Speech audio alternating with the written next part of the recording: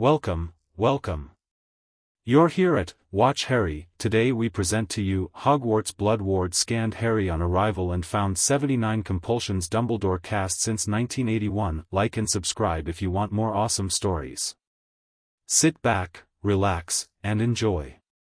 Chapter 1. The unwinding. The train had been loud and warm and smelled like pumpkin pasties and somebody's forgotten wet socks, and Harry had spent most of the journey pressed against the window watching England blur past in shades of green and grey, thinking about absolutely nothing. That was the thing about Harry Potter. If you asked anyone who knew him, and very few people actually knew him, they just thought they did, he was remarkably good at thinking about nothing. At the Dursleys, nothing was safe. Nothing didn't get you shouted at. Nothing didn't give Dudley anything to work with. Harry had spent 10 years perfecting the art of internal silence, and he wore it now the way other boys wore confidence, easily, without noticing he had it on. Hermione Granger had come into his compartment somewhere around Birmingham, asked if the seat was taken in a voice that suggested she already knew the answer, and sat down with a book the size of a house brick. She'd looked at him once, decided he wasn't going to bother her, and started reading. Harry had found that he liked her immediately, which was strange because he didn't usually form opinions about people that fast. Ron Weasley had found them around Sheffield, talked about his brothers for 45 minutes straight, eaten 6 pasties, and fallen asleep against the window with his mouth open and a smear of chocolate on his chin. He seemed like the sort of person who was always slightly louder than the room required. Harry didn't dislike him. He just wasn't sure what to make of him yet. The boat ride across the lake had been something else entirely. Harry had sat in the bow and watched the castle rise out of the dark water like something that had always been there, waiting, older than the concept of waiting, and something in his chest had done a strange, slow turn. Not excitement exactly. Recognition. As if some part of him that didn't deal in words had looked up at those towers and said, "There you are." He hadn't said anything about that to anyone. Now they were climbing wet stone steps, trailing lake water and nervous energy, and the tall witch at the top of the steps, Professor McGonagall, she'd introduced herself on the boats with the brisk efficiency of a woman who had done this 38 times and intended to do it 38 more, was telling them about houses and values and a lifetime of memories, and Harry was nodding along. But underneath the nodding his mind was doing something it rarely did. It was reaching. He didn't know why. He didn't know toward what. But the castle around him felt like it was breathing, and the breathing had a rhythm, and the rhythm was paying attention to him in a way that made the hairs on his arms stand up. McGonagall pushed open the enormous entrance hall doors. And Harry Potter stepped across the threshold of Hogwarts. What happened next took 4 seconds. Harry would think about those 4 seconds for a very long time afterward.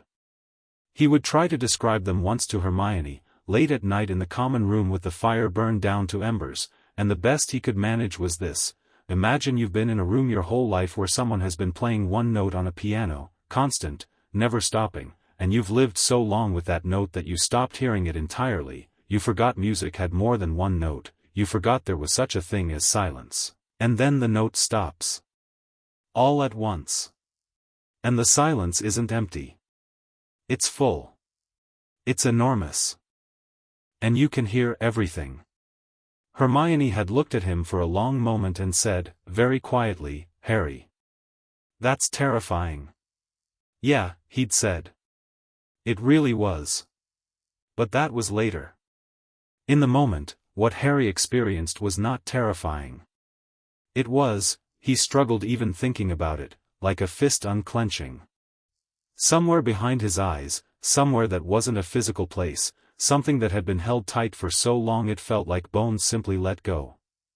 A warmth spread from the base of his skull down his spine.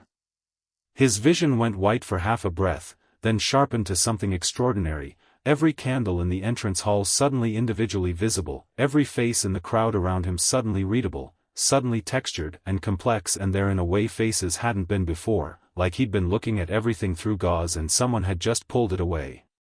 He stood very still in the middle of the moving crowd of first years and breathed. The castle breathed with him. He could feel it. That wasn't metaphor, and he knew it wasn't metaphor. The stones under his feet were humming at a frequency that traveled up through his trainers and into his legs and settled somewhere in his sternum, and the hum was intelligent in the way weather was intelligent, not minded exactly, but aware, purposeful, doing what it was made to do. It had scanned him. Harry didn't know the word for what he now understood had just happened. He didn't have the vocabulary for blood wards or founder magic or magical forensics. But the knowledge was there in him now, clear and cold and undeniable, the way you can sometimes wake up from a dream knowing something without being able to say where the knowing came from. Something had been living inside his head for 10 years. 79 somethings, layered and interlocked and carefully maintained, and they were gone. Stripped clean. Gone as if they'd never been. Gone, and yet he could feel the shape of where they'd been. Like scars, but in reverse. Like you'd spent your life with your hands tied behind your back and now your arms hung free, and the freedom was almost painful because you could feel every muscle that had atrophied and every movement that had been stopped before it started. He had always been a quiet child who didn't ask too many questions. He understood now that this had not been his choice. He had always been willing to fade into the background, to minimize himself, to accept that other people's comfort was more important than his presence. He understood now that this had not been his personality.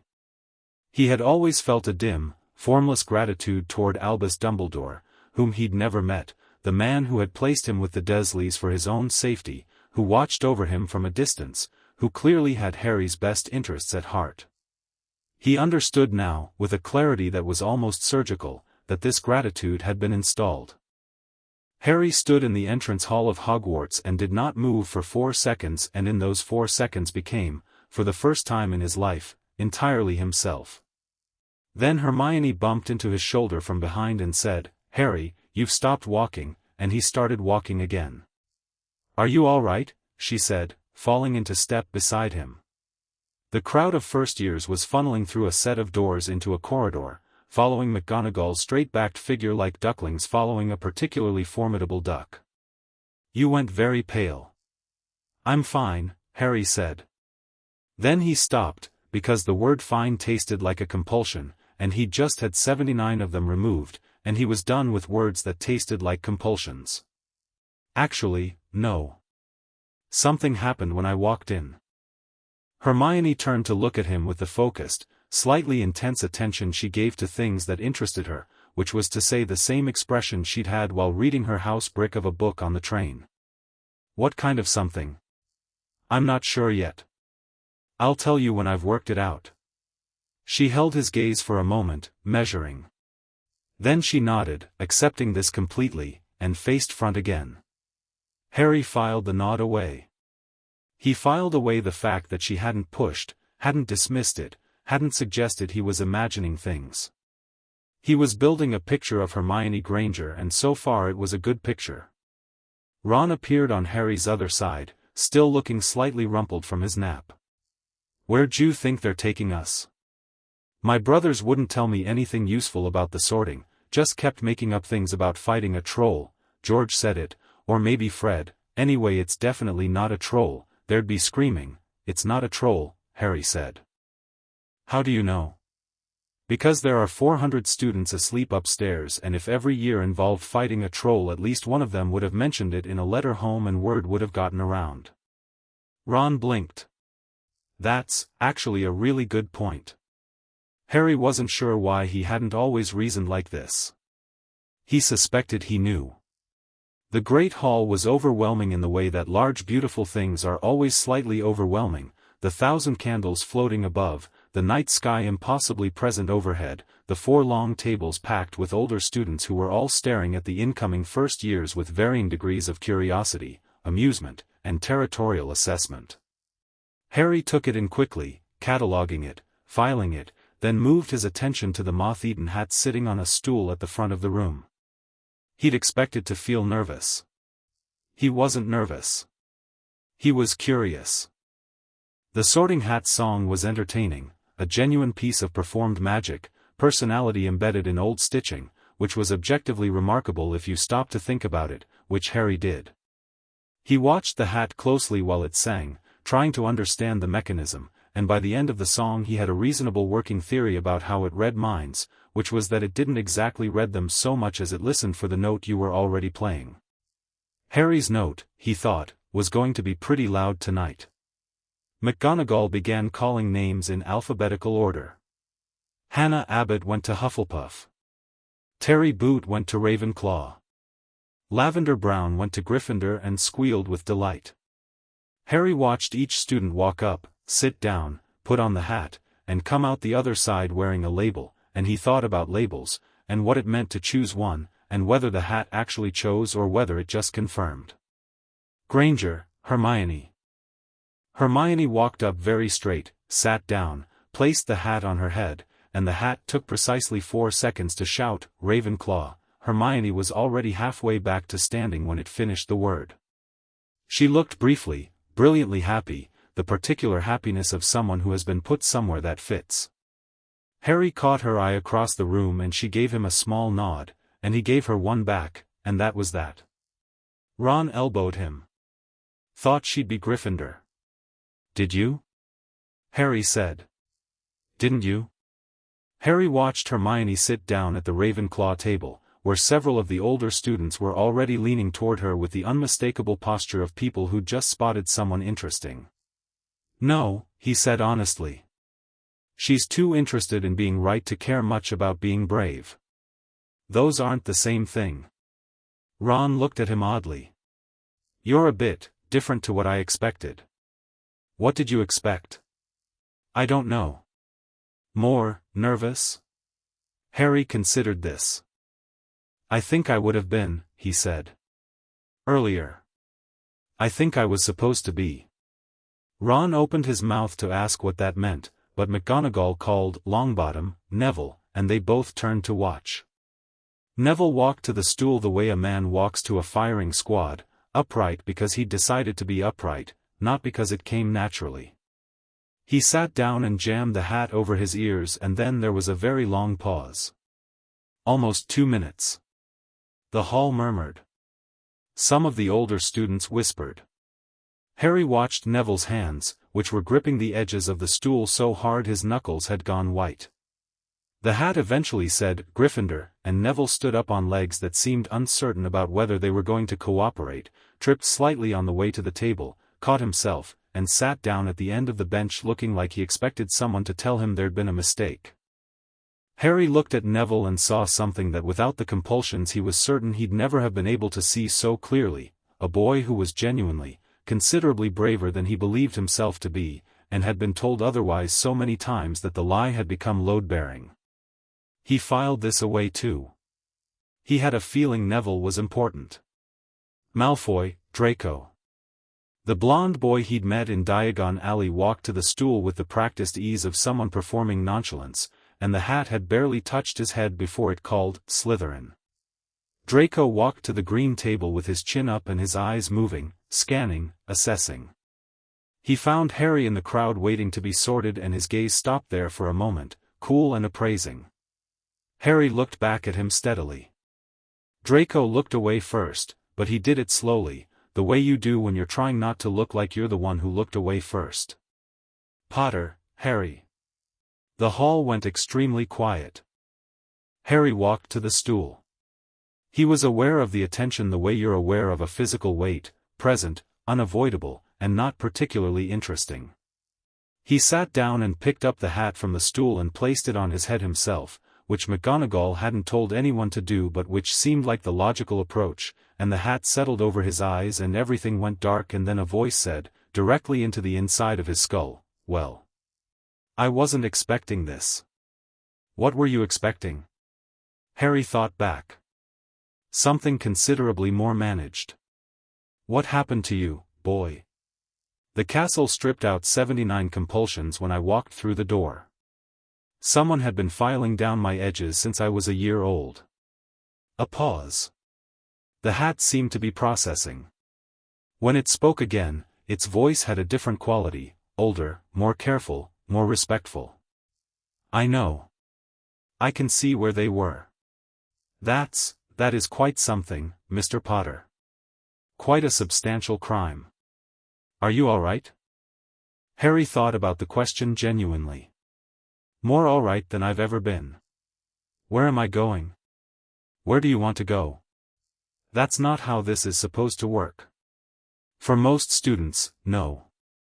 But you have a mind that I haven't encountered in a very long time, Mr. Potter, and placing you against your wishes seems somewhat barbaric given what you've just been through. So, where do you want to go?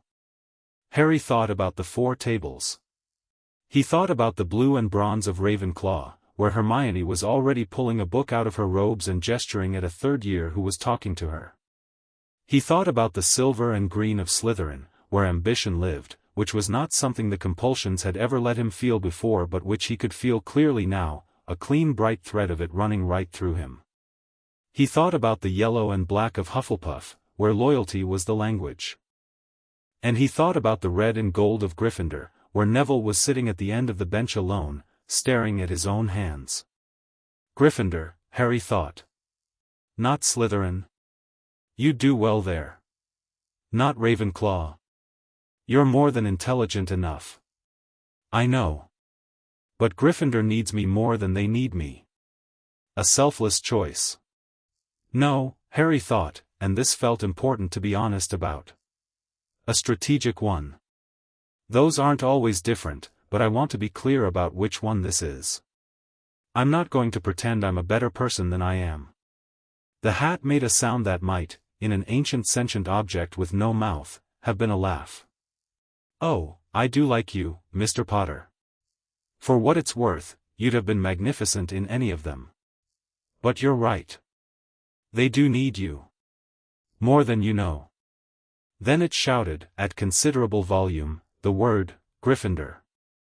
The Gryffindor table erupted. Harry took the hat off, set it back on the stool neatly, and walked to the table. He sat down next to Neville, specifically next to Neville, choosing the spot with intention. Neville looked at him sideways, apparently surprised to have been sat next to. Good hat? Harry said. It took ages, Neville said miserably. Everyone noticed. I noticed, Harry agreed. It took ages because there were 2 houses that would have been right for you and it had to pick the one that was more right. That means you're the kind of person who could belong in more than one place. That's not nothing. Neville stared at him. How do you know that's why it took ages? I don't, for certain. But it's the explanation that fits the evidence better than you being a problem, and I'd bet on it. The staring continued for a moment, and then something in Neville's face did something complicated and he looked back at the front of the hall and said, very quietly, oh. The sorting continued. Ron Weasley ended up in Gryffindor without any fuss, hat barely on his head before the decision was made, and he came and sat across from Harry with the comfortable ease of someone who'd always assumed this would happen and had been proven right. Harry liked him slightly more for being right about himself. He filed away the fact that he also liked people who were wrong about themselves and then correct. He was learning things about himself at considerable speed. The feast was extraordinary. Harry had never eaten food this good in his life, which was not a high bar given the Dursleys' approach to his nutrition, but he was fairly certain even people with good childhoods would call this extraordinary.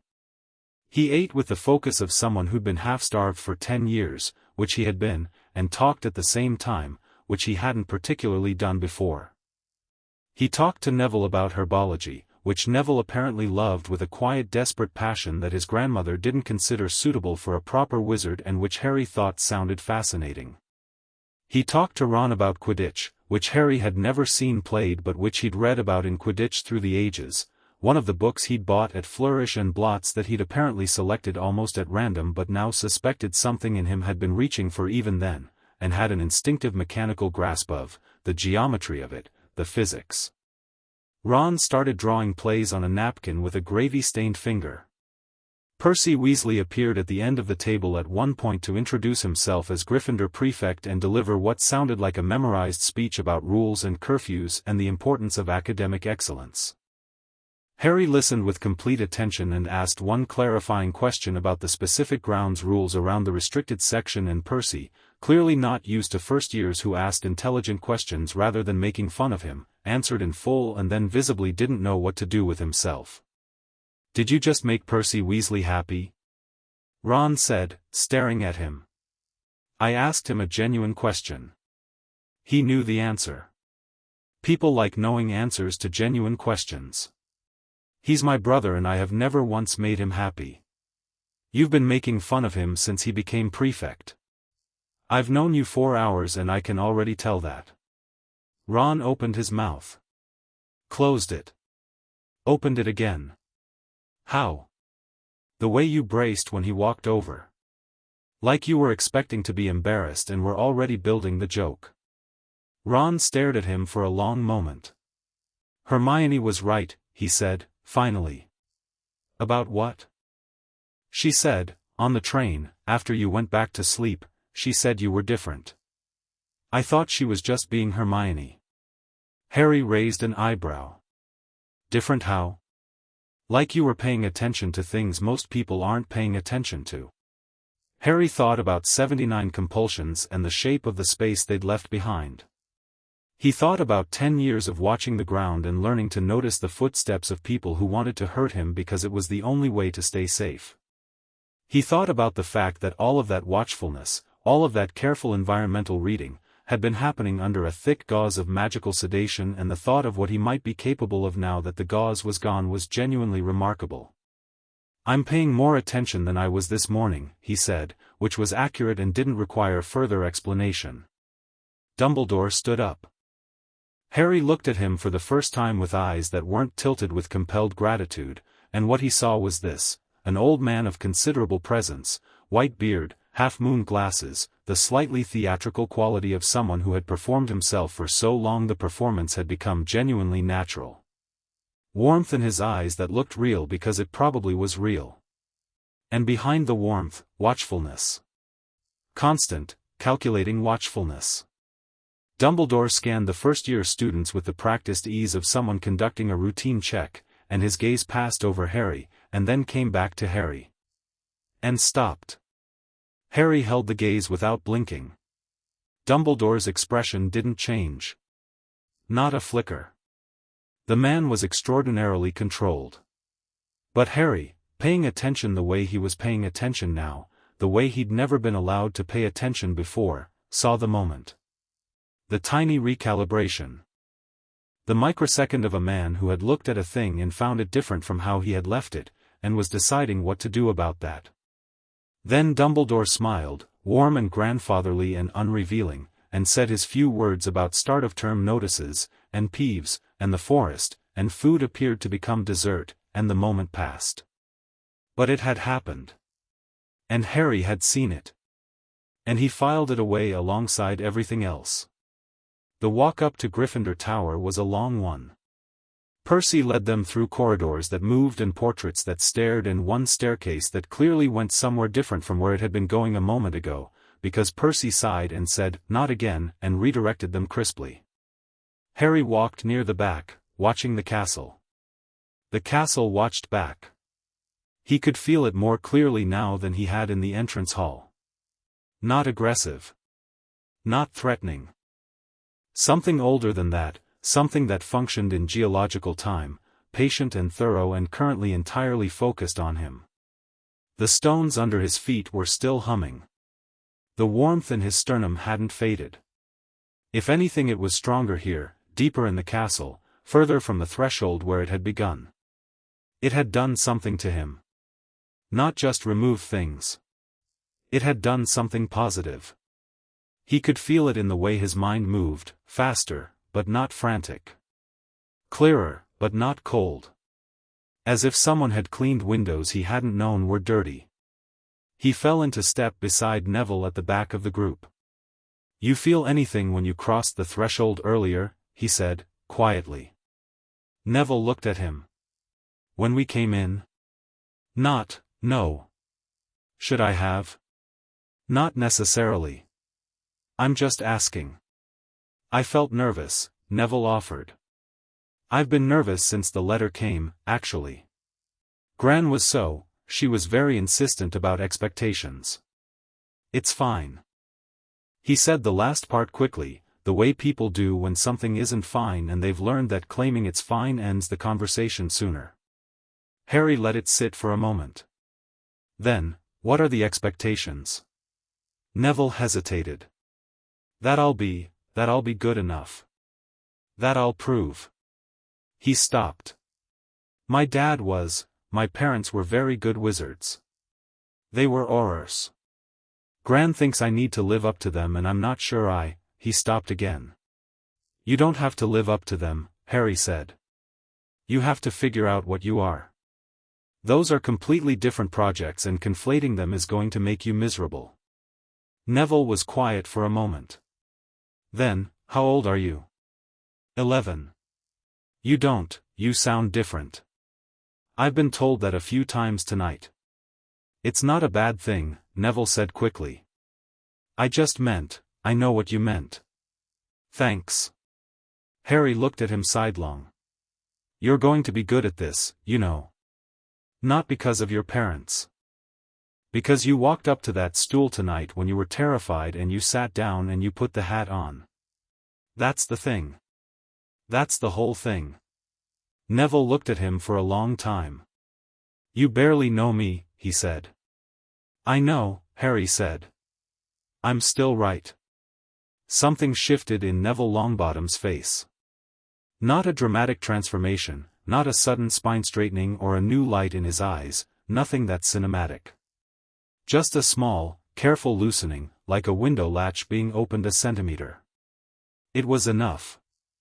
The Gryffindor common room was exactly what the name suggested it would be, red and gold and firelit, squashy armchairs and bulletin boards and the warm chaos of students who had been apart for a summer and were loudly resuming the business of knowing each other. Percy delivered them all with the gravity of a man completing an important civic duty and then disappeared through a door, presumably to go and be important somewhere quieter. The older students were tolerant of the first years in that specific way older students at boarding schools are tolerant, aware that they were new, willing to be briefly benevolent, mostly interested in their own dramas. A second-year girl with red hair and a dusting of freckles told them the bathroom schedule and pointed out which armchairs were claimed, this last with a severity that suggested there was history there. Harry took in the room. Noted the exits. Noted the layout. Found the spot by the fire that had the best sightlines and wasn't obviously anyone's claimed territory and quietly didn't sit there, choosing instead a window seat near the back wall that had a view of the door and couldn't be approached from behind. The thing was, he hadn't done this consciously. He'd just done it. 10 years of Dursley training, apparently, ran deeper than compulsions. But where the Dursleys had taught him to minimize his presence in a space, to be invisible, to take up no room, without the compulsions those instincts had recalibrated into something else. Something that was still watchful but wasn't afraid. He wasn't choosing this window seat to avoid being seen. He was choosing it to see. Ron dropped onto the seat next to him with his characteristic complete lack of ceremony. What do you think? He said, gesturing generally at the common room. Warmer than I expected, Harry said, and meant it on 2 levels. Yeah, they're all right mostly. Fred and George are. Ron pointed at 2 identical redheads currently performing what appeared to be a magic trick for a group of admiring second years, making a deck of cards spiral through the air in formations that were definitely not textbook charms work. They're trouble, but good trouble. Percy thinks they're an embarrassment to the family, but Percy thinks everything is an embarrassment to the family. What does your mum think? Ron looked briefly complicated. She thinks they're funny, but she can't say so in front of Percy. And she worries. She's a worrier.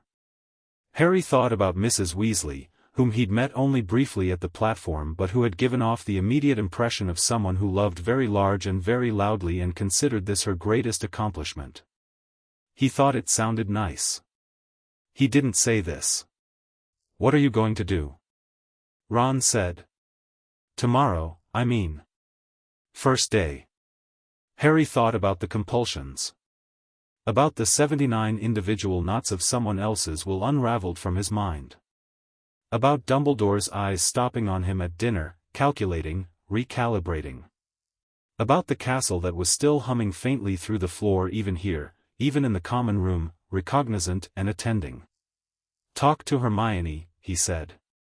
Ron blinked. "She's in Ravenclaw. I know where she is. She's a bit." Ron made a vague gesture. "A bit what?" "Just. A lot. She's a lot." Harry considered this carefully.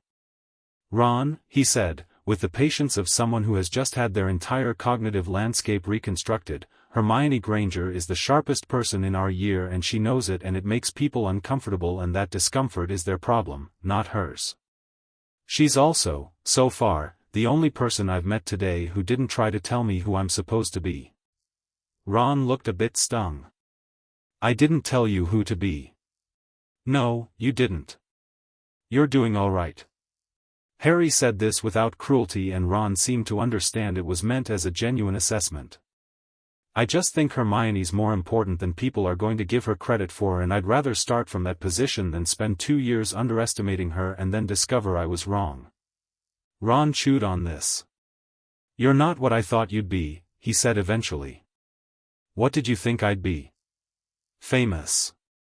Like, I don't know, I thought you'd be more." He struggled. "My brothers said, some people talk about you like you're this big famous hero, and I thought you'd be full of yourself or nervous or something. You're not either." Harry looked at him steadily. "I'm just a person," he said. "I've been nothing but a person my whole life. The famous part is about one night when I was a year old and I don't remember it and I didn't choose it, and it doesn't make me more interesting than I actually am." "But you are interesting." "Yeah," Harry allowed. "But that's separate." Ron grinned at him, sudden and genuine and very young, and Harry found himself smiling back, and for a moment the common room was just warm and noisy and real in the way the world hadn't been for him before today, because before today there had always been something between him and the world, and now there wasn't. He was tired. Deeply, bone-tired, the exhaustion of someone who had existed in one way for 10 years and then become something entirely different in 4 seconds, and then been required to have dinner and be sorted and talk to people about their feelings. But underneath the tiredness was something that felt dangerously like joy. He'd felt joy before. He was sure he had. But looking at it now, he suspected it had been a curated joy, measured and approved and permitted, and this felt different. This felt ragged and unmeasured and entirely his own. He was going to find out what had been done to him. He was going to find out why. He was going to find every thread that had been woven through his mind and trace it back to its source, and he was going to do it clearly and carefully and without flinching, and then he was going to decide what happened next. Not what someone else had decided would happen next. Not the trajectory that had been charted for him before he was old enough to hold a wand. What he decided. He looked up at the ceiling of Gryffindor Tower and listened to the castle hum. The castle hummed back, patient as stone, old as the hills the castle sat on, satisfied in the way that very old things are satisfied when they have done what they were made to do.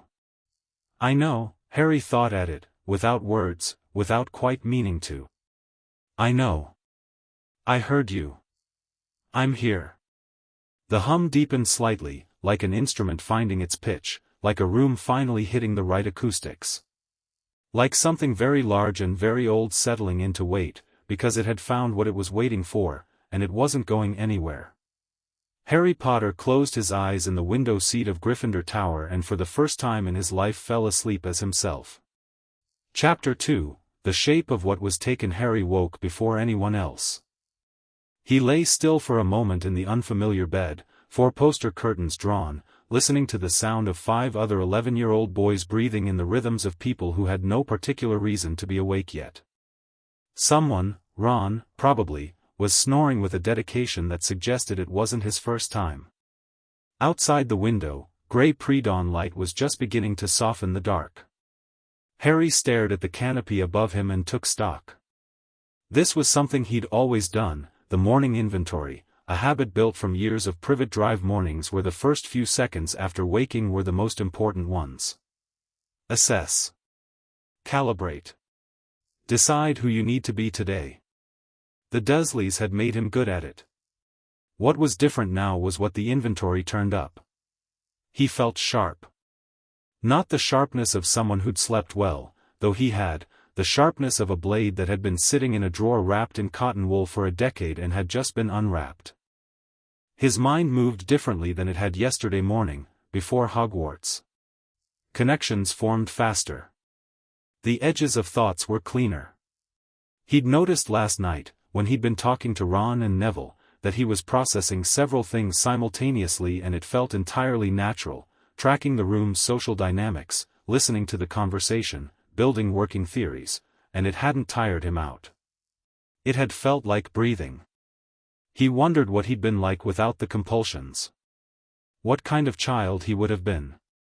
Whether the Dursleys would have found him tolerable or catastrophic. Probably catastrophic, he decided.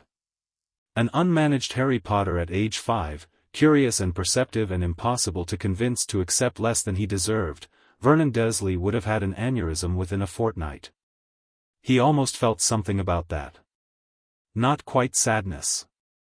Something adjacent to grief, for the childhood that had been taken twice over, once by circumstance and once by deliberate design. Then he pushed it aside, because grief was an emotion for when you had time for it, and he had things to do. He pulled back the curtains and got dressed in the dark. The castle at 5:30 in the morning was a completely different entity from the castle full of students and candlelight. The corridors were dim, lit only by the grey windows and the occasional torch in a bracket that hadn't quite guttered out, and the portraits were asleep, most of them slumped in their painted chairs or wandered out of frame entirely to visit other paintings. Harry's footsteps echoed differently when there was no crowd to absorb the sound. He went down. Not toward the Great Hall, breakfast wouldn't be for another 2 hours, but toward the ground floor, following the hum. That was the only way to describe it. The castle was still doing it, the low vibration in the stonework that had started when he crossed the threshold, and it had a directionality to it this morning, faint but unmistakable, like a compass needle. He followed it through 2 corridors and down a short staircase he hadn't been on before and around a corner, and found himself standing in front of a wall. A blank wall. Plain stone, nothing decorative, no portrait or tapestry or door. Harry looked at it. The hum was coming from here. From behind it, or from within it, or, he put his hand flat against the stone and felt it vibrating under his palm, slow and deep, like a very old heartbeat. "What are you?" he said, not really expecting an answer. The stone warmed under his hand. And then, slowly, because apparently the castle was not in a hurry about anything, writing appeared on the wall. Not carved and not painted, it emerged from the stone itself, lines of script that seemed to come from some depth and rise to the surface, written in what looked like very old English, the kind with letters that had been abandoned by common usage sometime around the 14th century. Harry stared at it. He could read perhaps every third word. Scanned. 79 violations. Recorded. Protected. He could make out those words. The rest swam at him in archaic script and he couldn't parse it, but those 4 words were clear. "You kept a record," he said. The wall hummed. Harry decided to interpret this as confirmation. Can someone else read it? Someone who knows the older language? The writing sat there, patient. Not fading. He stared at it for a long moment, tracing the unfamiliar letters with his eyes, and then took out the small notebook he'd bought at a Muggle newsagent before the train because he'd had a feeling he'd need one, and copied the text down as precisely as he could, letter by letter, even the ones he didn't recognize. It took 12 minutes. The wall stayed lit the whole time. When he was done, the writing faded back into the stone. Harry looked at the wall for another moment. Then, "Thank you." The hum resonated once, low and long, like a note held by a very large instrument, and then returned to its constant bassline. Harry put the notebook in his pocket and went to find breakfast. The great hall was nearly empty this early, just two seventh-year Ravenclaws with the wild-eyed look of people who hadn't slept rather than people who'd woken early, both surrounded by parchment and inkwells, and a single Hufflepuff prefect eating toast with the methodical efficiency of someone who'd made peace with mornings. Harry took a seat at the Gryffindor table and loaded a plate and ate steadily, thinking. He needed someone who could read archaic magical script. He needed someone who understood the legal and structural dimensions of what the Blood Wards had done, and what they'd found. He needed someone who could tell him what 79 compulsions actually meant in terms of magical law, whether that was even a category, whether there were protections or remedies or processes. He needed someone he could trust, which eliminated almost everyone he'd met so far on the grounds that he'd met them yesterday. Except one person. He looked across the hall at the Ravenclaw table. Hermione was already there. She was sitting at the far end with a bowl of porridge going cold beside her, reading a book with intense focus, and the book was, Harry squinted, not a textbook. It was larger than a textbook and older, and she was reading it with a pencil in one hand making small marks in what appeared to be a personal notebook beside it.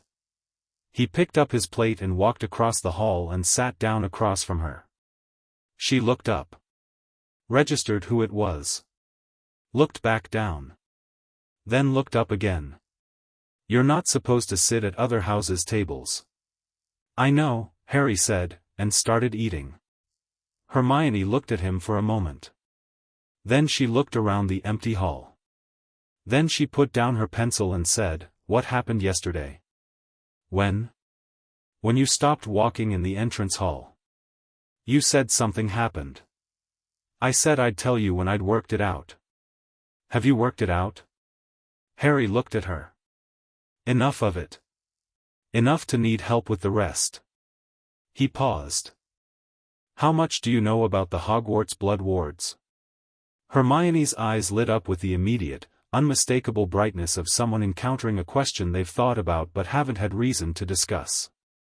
Quite a lot, actually. I read about them in Hogwarts, a history. Most of the edition after the 17th century doesn't cover them in detail, but there's a section in the appendices of the older editions about the Founder Layer protections. They're essentially a diagnostic enchantment woven into the threshold, designed originally to detect dark compulsions and curses on incoming students.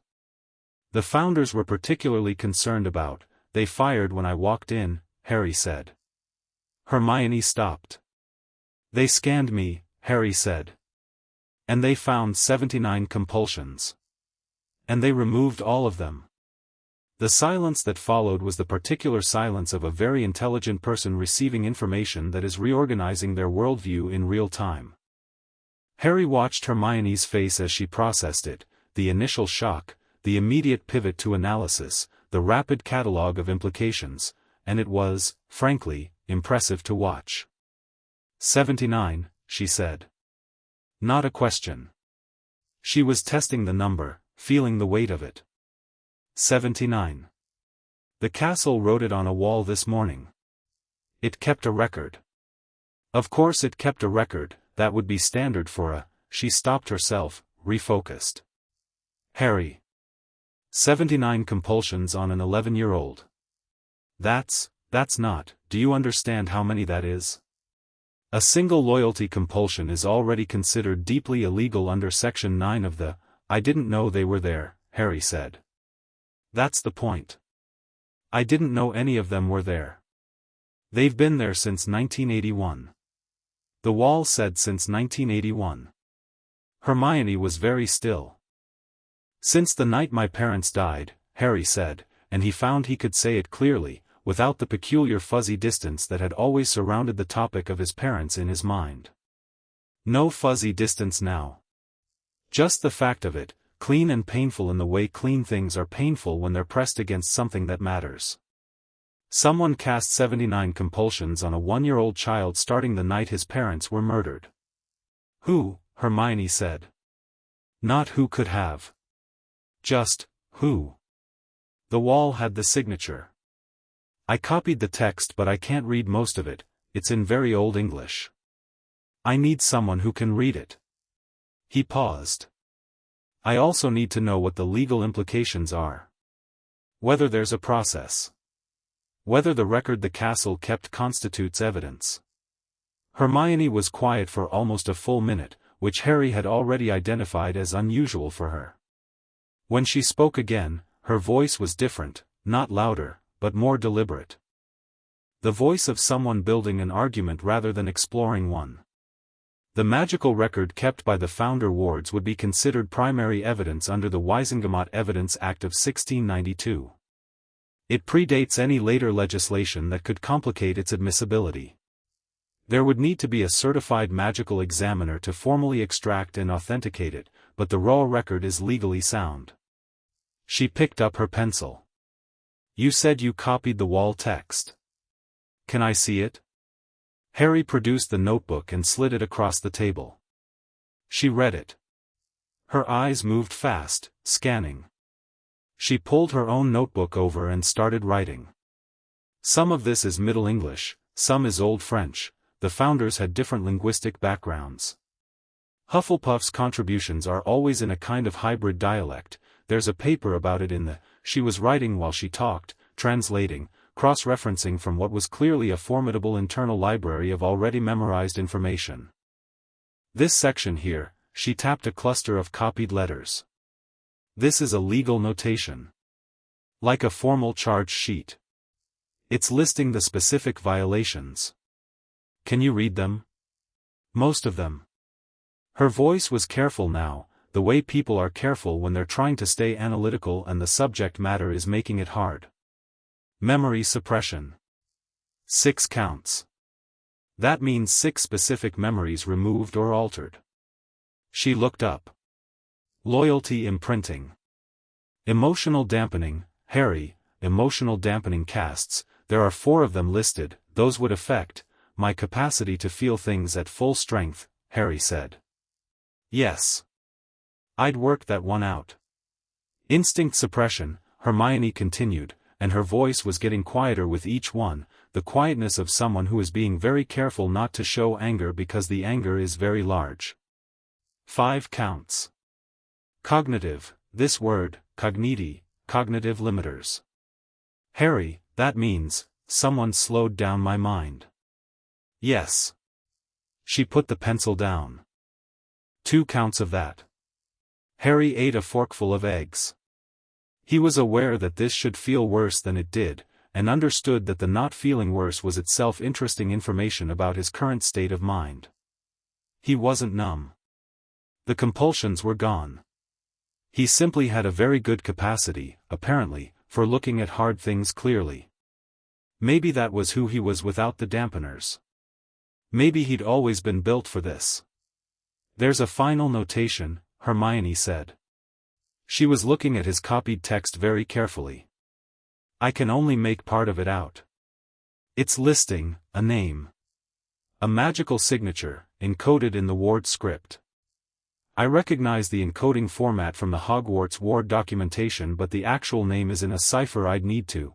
I know whose it is, Harry said. Hermione looked at him. I knew last night, Harry said. When I saw him at dinner.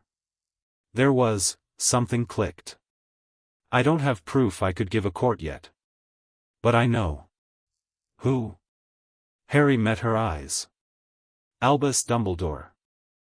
The silence this time was different. Heavier.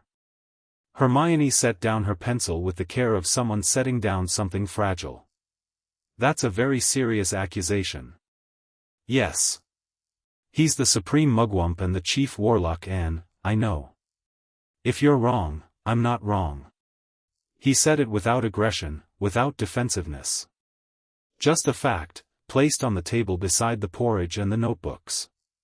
I'm not wrong, and I think on some level you know I'm not wrong because you're smart enough to see that the only person with the access and the motive and the magical capability to do this starting from the night of November 1st, 1981, is the man who decided where I would live and what would happen to me and has been managing my existence since before I knew I was a wizard.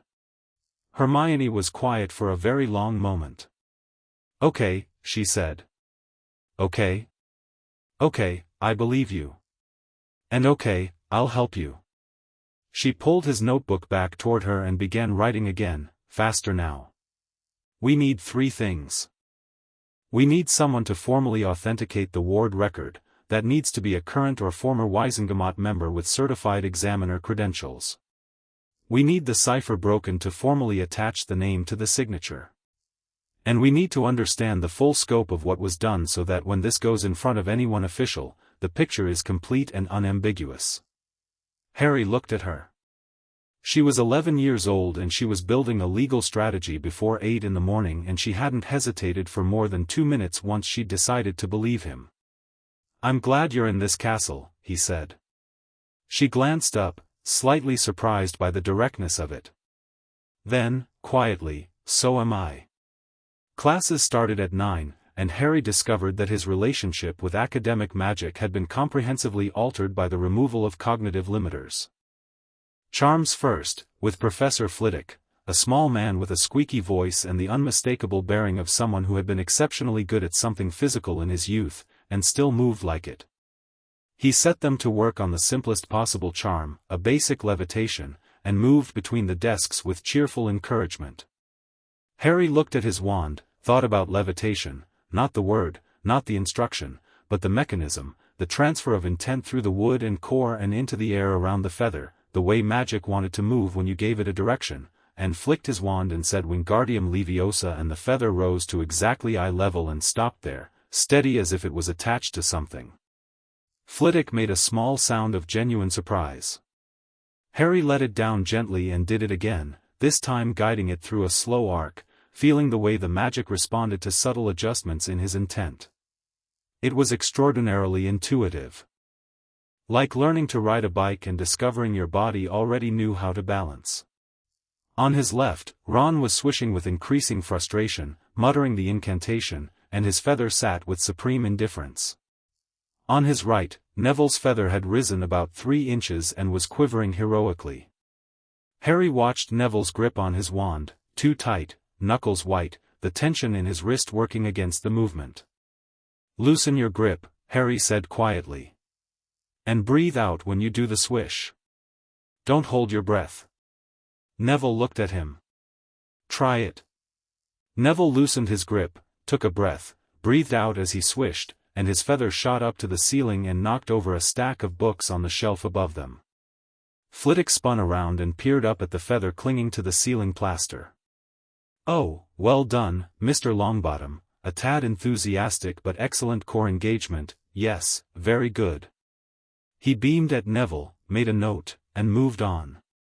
Neville stared at his wand. Then he looked at Harry with an expression that was partly gratitude and partly something else, something that looked like he'd just been shown a thing he'd suspected was possible and had never been given permission to believe. "You just needed to stop fighting yourself," Harry said. "How'd you know that was what I was doing?" "Because it's what you do when you're nervous. I noticed at the sorting." Harry considered whether to say the next part. Decided to say it. "You're going to be a good wizard, Neville.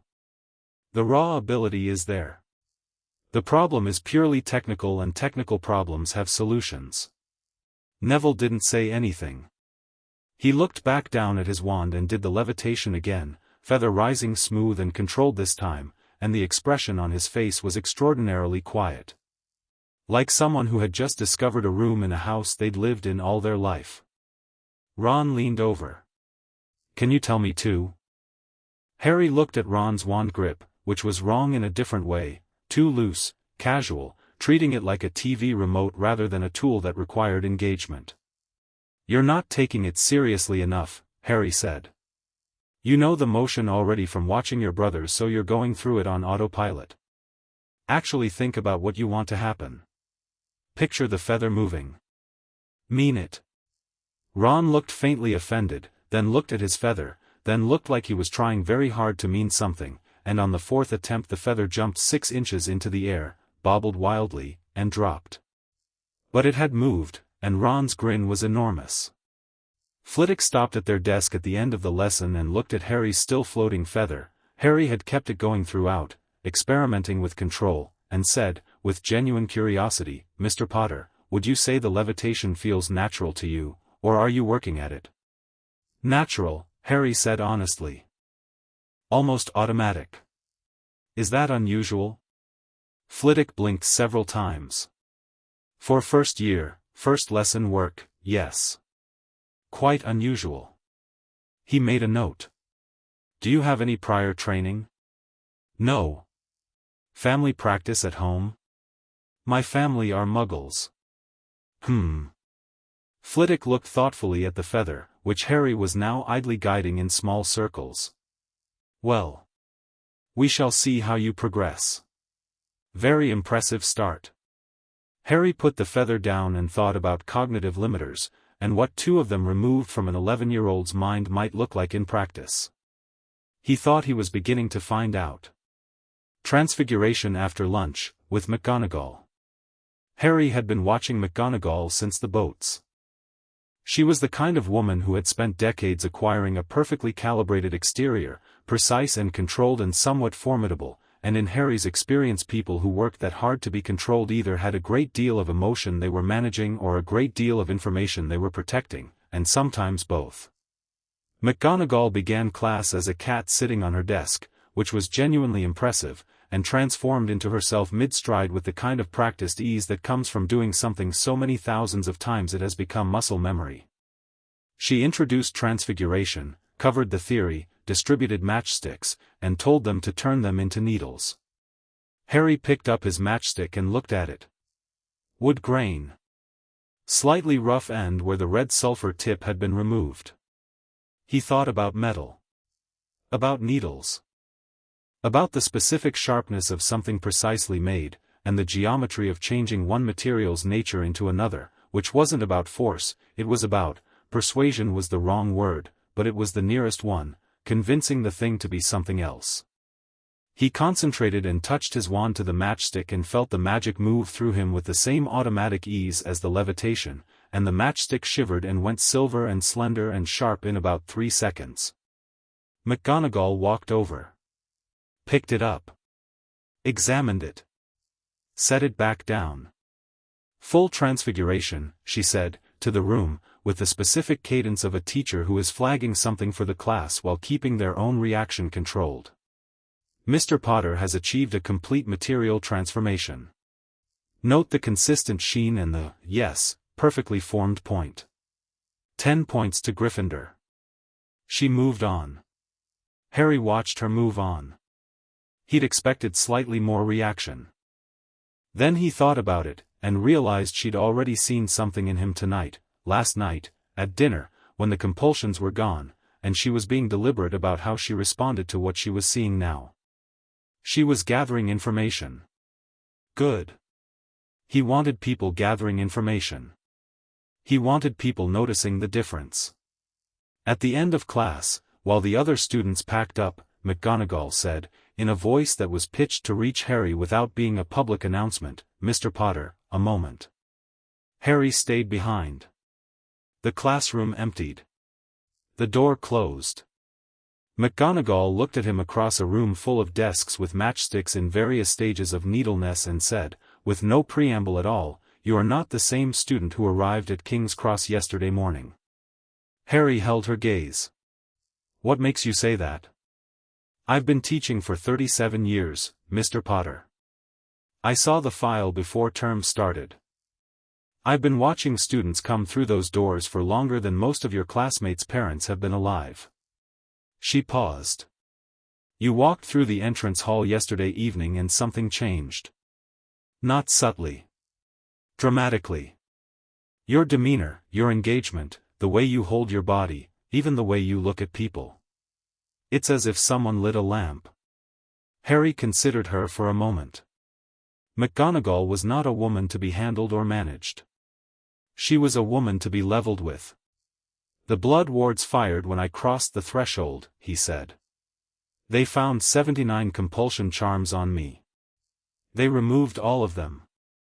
Something moved across McGonagall's face, a fast sequence of emotions that she locked down almost instantly, but not quite instantly enough, not for Harry's current attention. Shock. Horror. And beneath those two, a third thing that might have been recognition, the particular recognition of someone hearing confirmation of something they had half known but refused to fully look at. 79, she repeated. Since 1981, Harry said.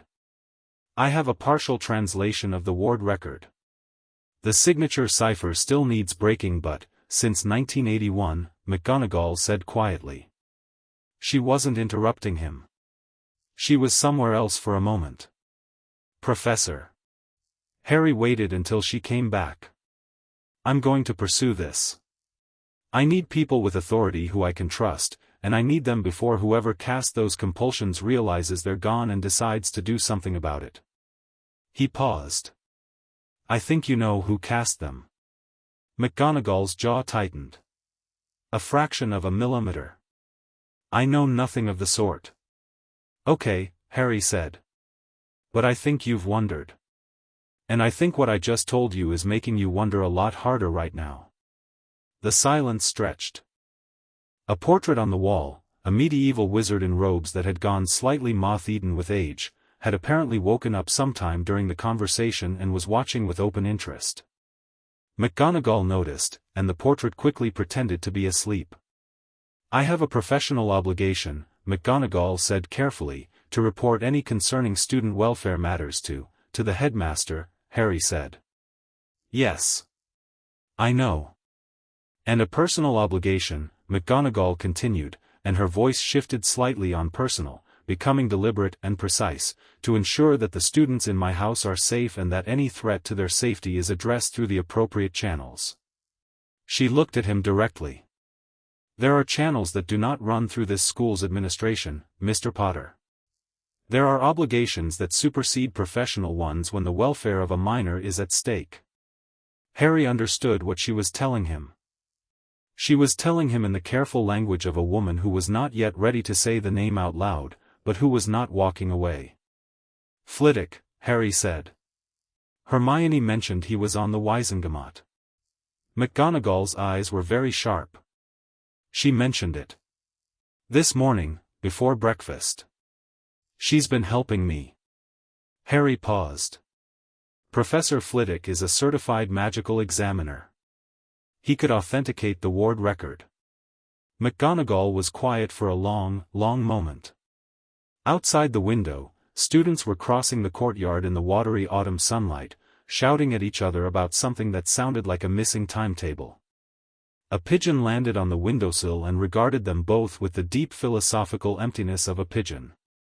Professor Flitwick, McGonagall said finally, takes his tea in his classroom at 4 o'clock on Tuesday afternoons. He is generally not otherwise engaged at that time. She looked at Harry with an expression that was perfectly professional and entirely deliberate.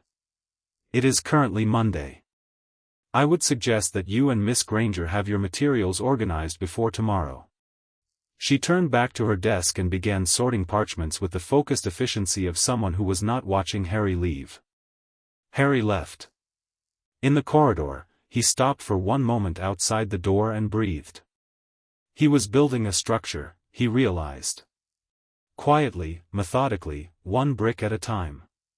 He'd been at Hogwarts for less than 24 hours and he had Hermione, he had the castle, he had a record, and he had Minerva McGonagall not walking away.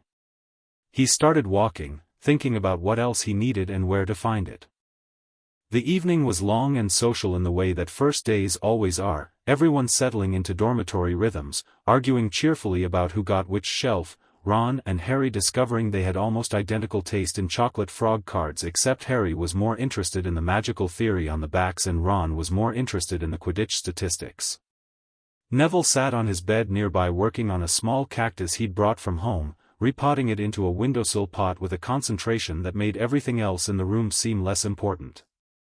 Harry watched him work and thought about the compulsion that had suppressed his own instincts and wondered if Neville had something similar, a different mechanism but the same function, the weight of everyone else's expectations acting as a kind of external compulsion, just as real and just as limiting as magical ones. He thought about the way Neville had looked when his feather hit the ceiling and knew that whatever was holding Neville back wasn't his magic. The magic was fine. The magic was good. It was everything around the magic that needed to change. At 9 o'clock he slipped out of the dormitory, telling Ron he needed a book from his bag downstairs, which was true in the sense that he did need his bag, though the book was secondary. He went down to the common room, found a quiet corner, and wrote 2 things.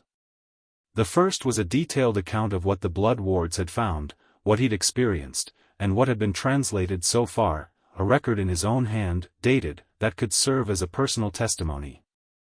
He'd read enough of Hermione's books, borrowed from her bag in the Great Hall, to know that personal testimonies carried weight when combined with ward records. The second thing he wrote was harder. He wrote down every memory he now noticed was wrong. Not missing, nothing was fully missing, the castle hadn't repaired what had been damaged, it had only removed the compulsions, and the effects those compulsions had created in 10 years of shaping him were going to take time to untangle. But he could feel them. He could feel the specific texture of a memory that had been edited, the slightly too smooth quality of it, like a word in a sentence that doesn't quite fit the grammar but you've read it so many times you stopped seeing the wrongness. A memory from age 6. He'd done something with magic, he didn't know what, but he could feel the shape of the original memory, the excitement and the power of it, and then a seam, and then he remembered being frightened. He remembered deciding magic was frightening. He hadn't decided that. That had been decided for him. A memory from age 8. Someone had asked him at school what he wanted to be when he grew up. He remembered saying something self-effacing, something about how he didn't know, something that made him small. He couldn't reach the thing that had been in his mind before the compulsion stepped in and flattened it. But the compulsion had been there. He could feel the footprint of it. What had 8-year-old Harry Potter wanted to be? He genuinely didn't know.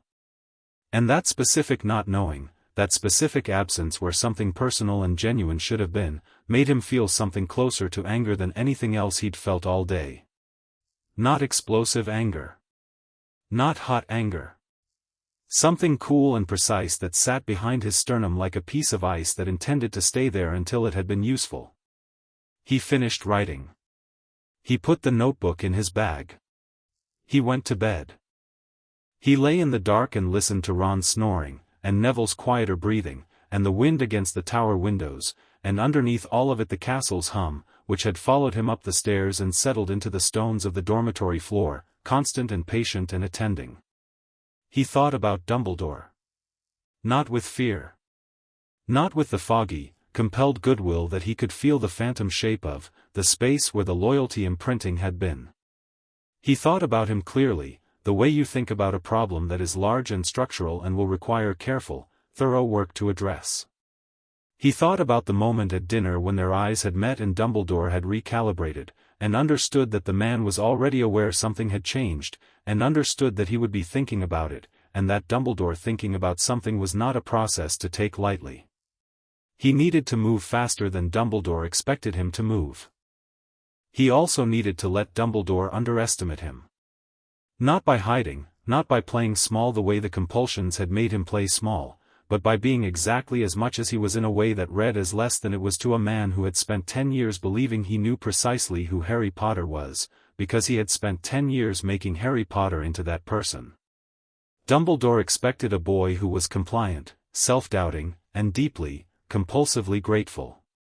He'd built that boy with considerable care. He was going to find something considerably different. Harry closed his eyes.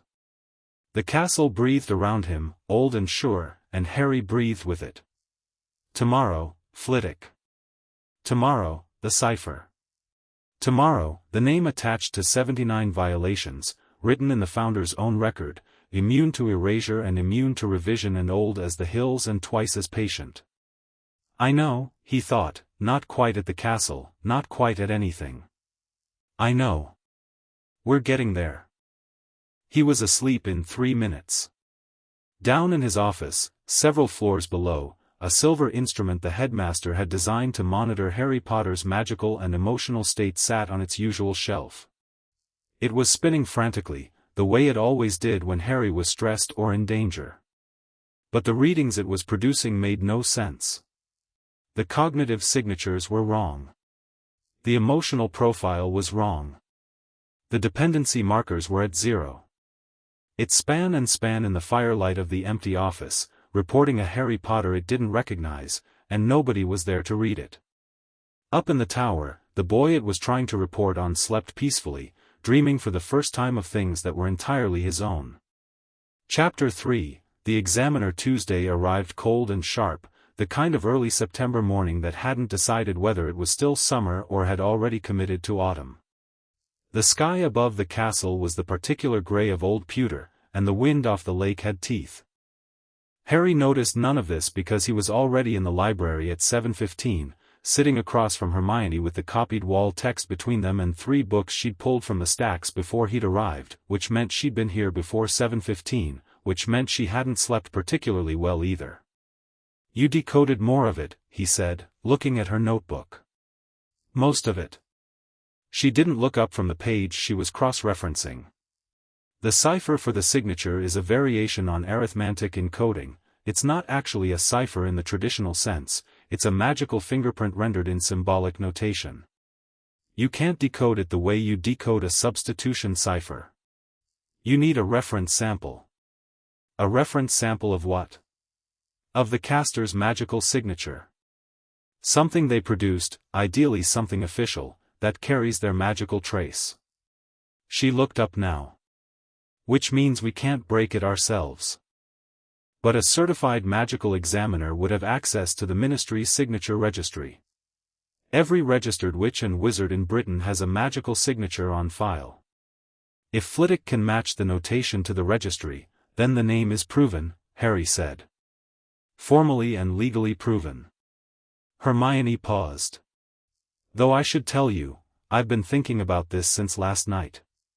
Even with the signature match, there's a defense available to someone in his position. The argument would be that the compulsions were protective rather than coercive. That they were placed with the intent of ensuring your survival and psychological preparation for a specific destiny." She said this carefully, the way you say things that are unpleasant but important. The greater good defense. It has historical precedent in Wiesengemot case law. How strong is it? In front of a sympathetic Wiesengemot? Potentially quite strong. Dumbledore has more political capital than almost anyone alive. She paused again. Which is why what we bring to Flitwick today needs to be airtight. Not just the ward record. The scope. 79 individual castings, the specific categories, the duration, 10 years of sustained magical manipulation on a minor with no guardian consent, no court order, no medical necessity. That's not protection. The scale of it makes the defense structurally impossible. Harry looked at her. She'd done more than translate a wall. She'd wargamed the legal strategy from multiple angles before 8 in the morning. "You didn't sleep," he said. "I slept some." She made a dismissive gesture. "I kept thinking about the emotional dampeners. 4 of them, Harry. Do you understand what 4 sustained emotional dampening charms would do to a developing child's, to anyone's, capacity for emotional formation? You wouldn't be able to form genuine attachments. You wouldn't be able to trust your own feelings because your own feelings would be running at 30% capacity, or less, and every time something real started to form, the dampener would file it down." She was looking at him directly. "How did you feel? Before? In general?" Harry considered this honestly. "Flat," he said. "I thought that was just me. I thought I was just a person who didn't feel things very much." Hermione's jaw tightened almost imperceptibly. "You're not." "No," Harry agreed. "I'm definitely not." The library was beginning to fill with early rising students, mostly Ravenclaws with the focused energy of a house that treated academic preparation as a competitive sport. One of them, a boy with neatly combed dark hair, glanced at Harry sitting at the Ravenclaw table and looked like he was about to say something about house protocol before taking in Hermione's expression and deciding against it. "One more thing," Harry said. He'd been saving this. "McGonagall told me about Flitwick's 4 o'clock tea. She didn't say it directly, but she pointed me there." Hermione absorbed this. "She's with us." "Not publicly. Not yet. But she's not against us. That's something." It's more than something. She's been at this school for 37 years and she's one of the most respected witches alive. If she decides to stand up formally, it changes what this looks like." He paused. She was careful. She kept her deniability. "But she pointed me to Flitwick and she knows what I'm going to ask him." Hermione nodded slowly. "She's deciding." "She hasn't decided yet." "Right. So we don't put pressure on her to decide before she's ready. We just make sure that when she does decide, everything is already in motion and she can step into something that's already solid." Harry looked at the notebook. "Have you finished the translation?" "Almost." She picked up her pencil. "Give me an hour." Harry gave her an hour. He used it to go to breakfast, eat systematically, wave at Ron who was trying to figure out his timetable, find Neville who had gotten turned around on the 4th floor and was standing next to a portrait of a dancing hippogriff looking quietly desperate, navigate them both back to the ground floor, and arrive at Charms with 2 minutes to spare. He also, on the way, paused at a specific stretch of corridor on the 2nd floor where the hum in the stonework was notably stronger, put his hand against the wall, and spent 30 seconds in a silent and entirely non-verbal exchange with a castle that was very old and very attentive. He wasn't sure what they communicated exactly. It was less like language and more like mutual recognition. He was becoming increasingly certain that the Blood Wards hadn't just removed the compulsions. They'd opened a channel. Something between Harry and the castle that was ongoing, living, a sustained attention in both directions. It was one of the least explicable things that had ever happened to him, which was a high bar given yesterday. He filed it for later and went to Charms. The morning passed with the specific compressed intensity of early school days, when everything is new and the brain is working at full load just processing the novelty of it. Charms, then a free period that Harry used to read 3 chapters of the Standard Book of Spells and find that most of the theory mapped to intuitions he was already having, then History of Magic with Professor Binns, who was dead and apparently hadn't let that stop him from continuing to teach. Harry sat in the back of History of Magic and watched Binns drone about the giant wars of the 14th century and thought about what it must be like to be so committed to a project that even death couldn't pry you away from it. He took notes out of respect for the subject matter if not the delivery, because the actual history of the magical world was genuinely interesting and Binns just happened to have the presentational style of someone reading a telephone directory aloud in a sensory deprivation tank. Neville sat next to him and was taking notes with the slightly panicked energy of someone trying to write down everything in case it was on a test, which Harry thought was reasonable given that it probably was on a test. Ron was 2 rows ahead and had fallen asleep inside the first 10 minutes, which Harry thought was also reasonable given the circumstances. At one point Binns said something about the Founder period, a brief aside, barely a sentence, something about the establishment of the protection enchantments in the castle's 2nd century, and Harry's pen stopped moving and he looked up and said, to the room, not loudly, "Which protection enchantment specifically?"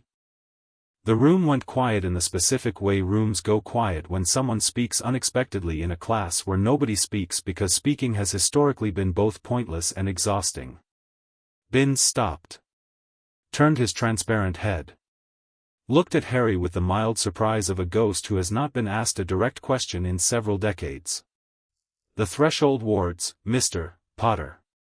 "Mr. Porter." "The Threshold Wards, yes." The founders were concerned about the weaponization of children during the turbulent period of the Goblin. He was already losing the thread.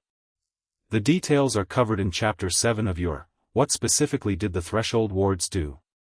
What were they designed to detect? Binns blinked, or performed the motion that served for blinking in a ghost. They were designed to scan for coercive magic on incoming students. Dark enchantments. The period was notable for the use of imperious variants on. Did they keep records of what they found? The class was very quiet. Binns looked at Harry with an expression that suggested this level of engagement was genuinely unfamiliar to him. Yes, the wards were designed to be self-documenting. The founders were, yes.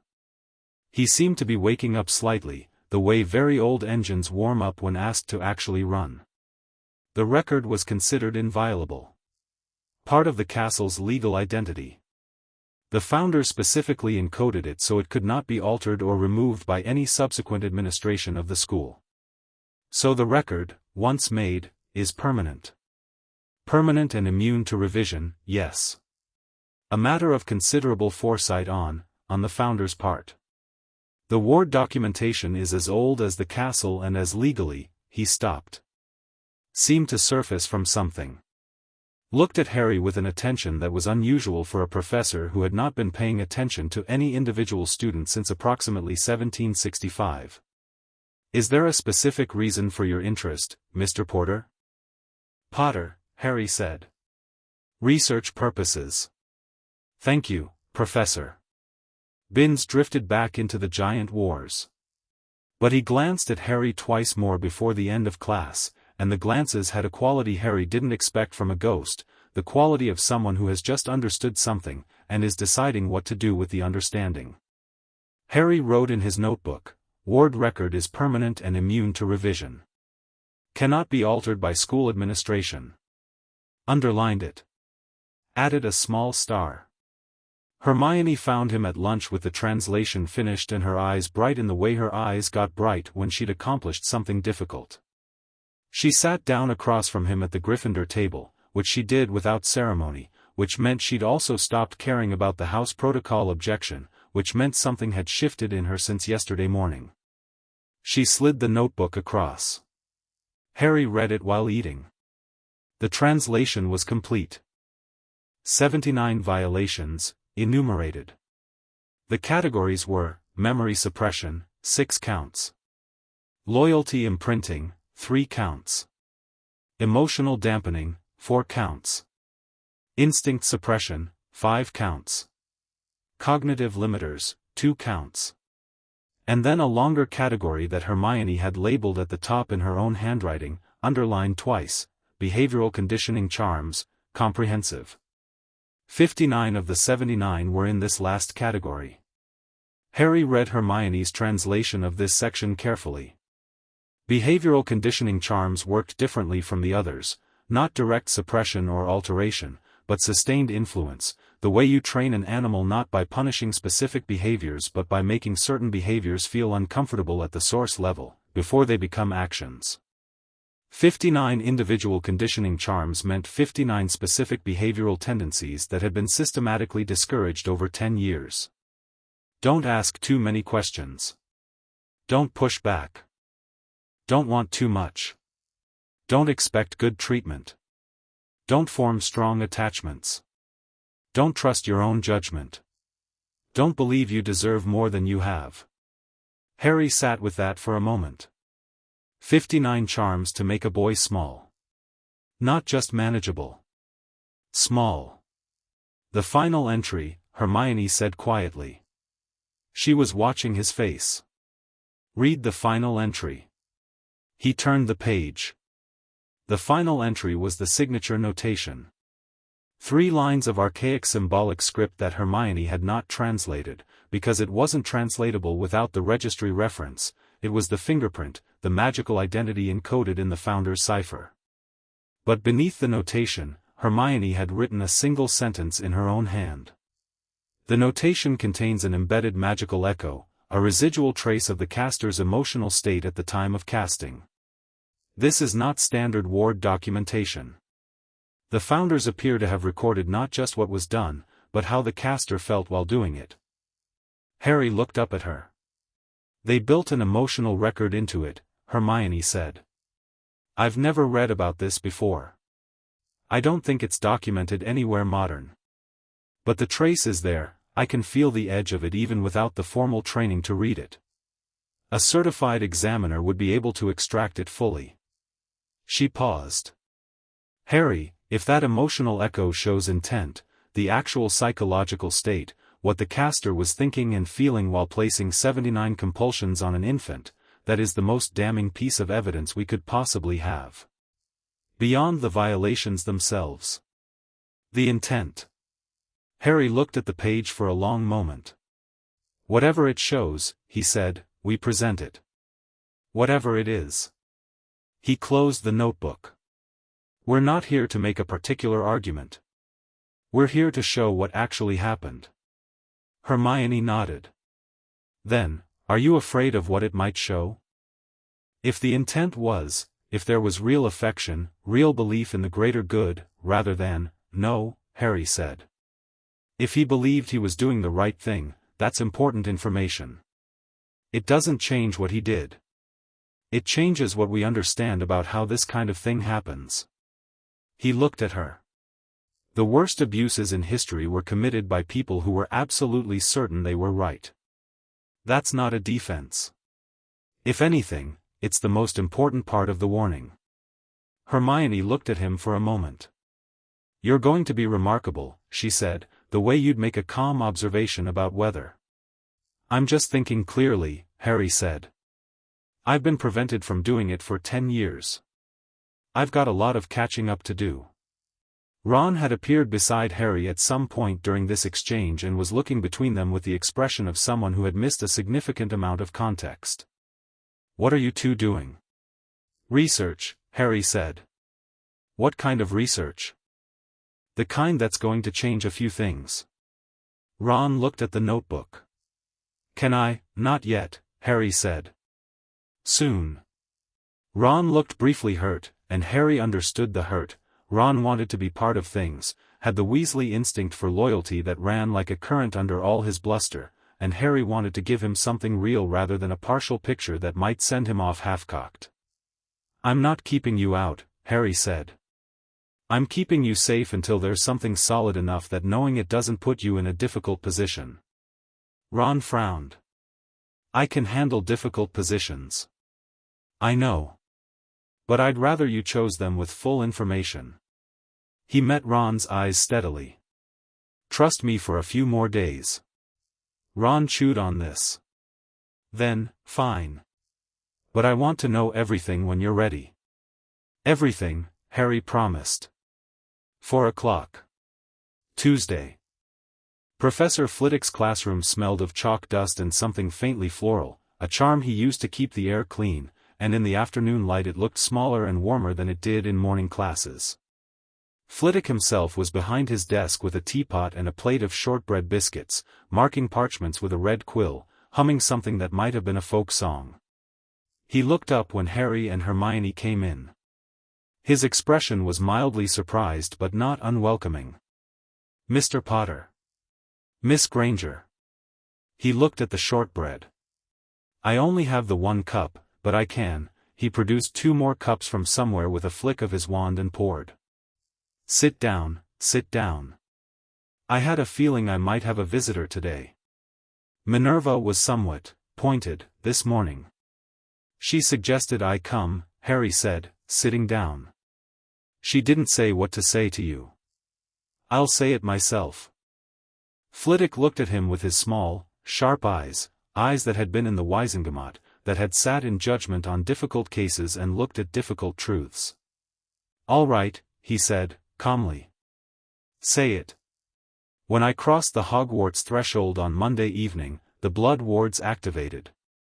They performed a full diagnostic scan and found 79 compulsion, suppression, and conditioning charms that had been placed on me since November 1981.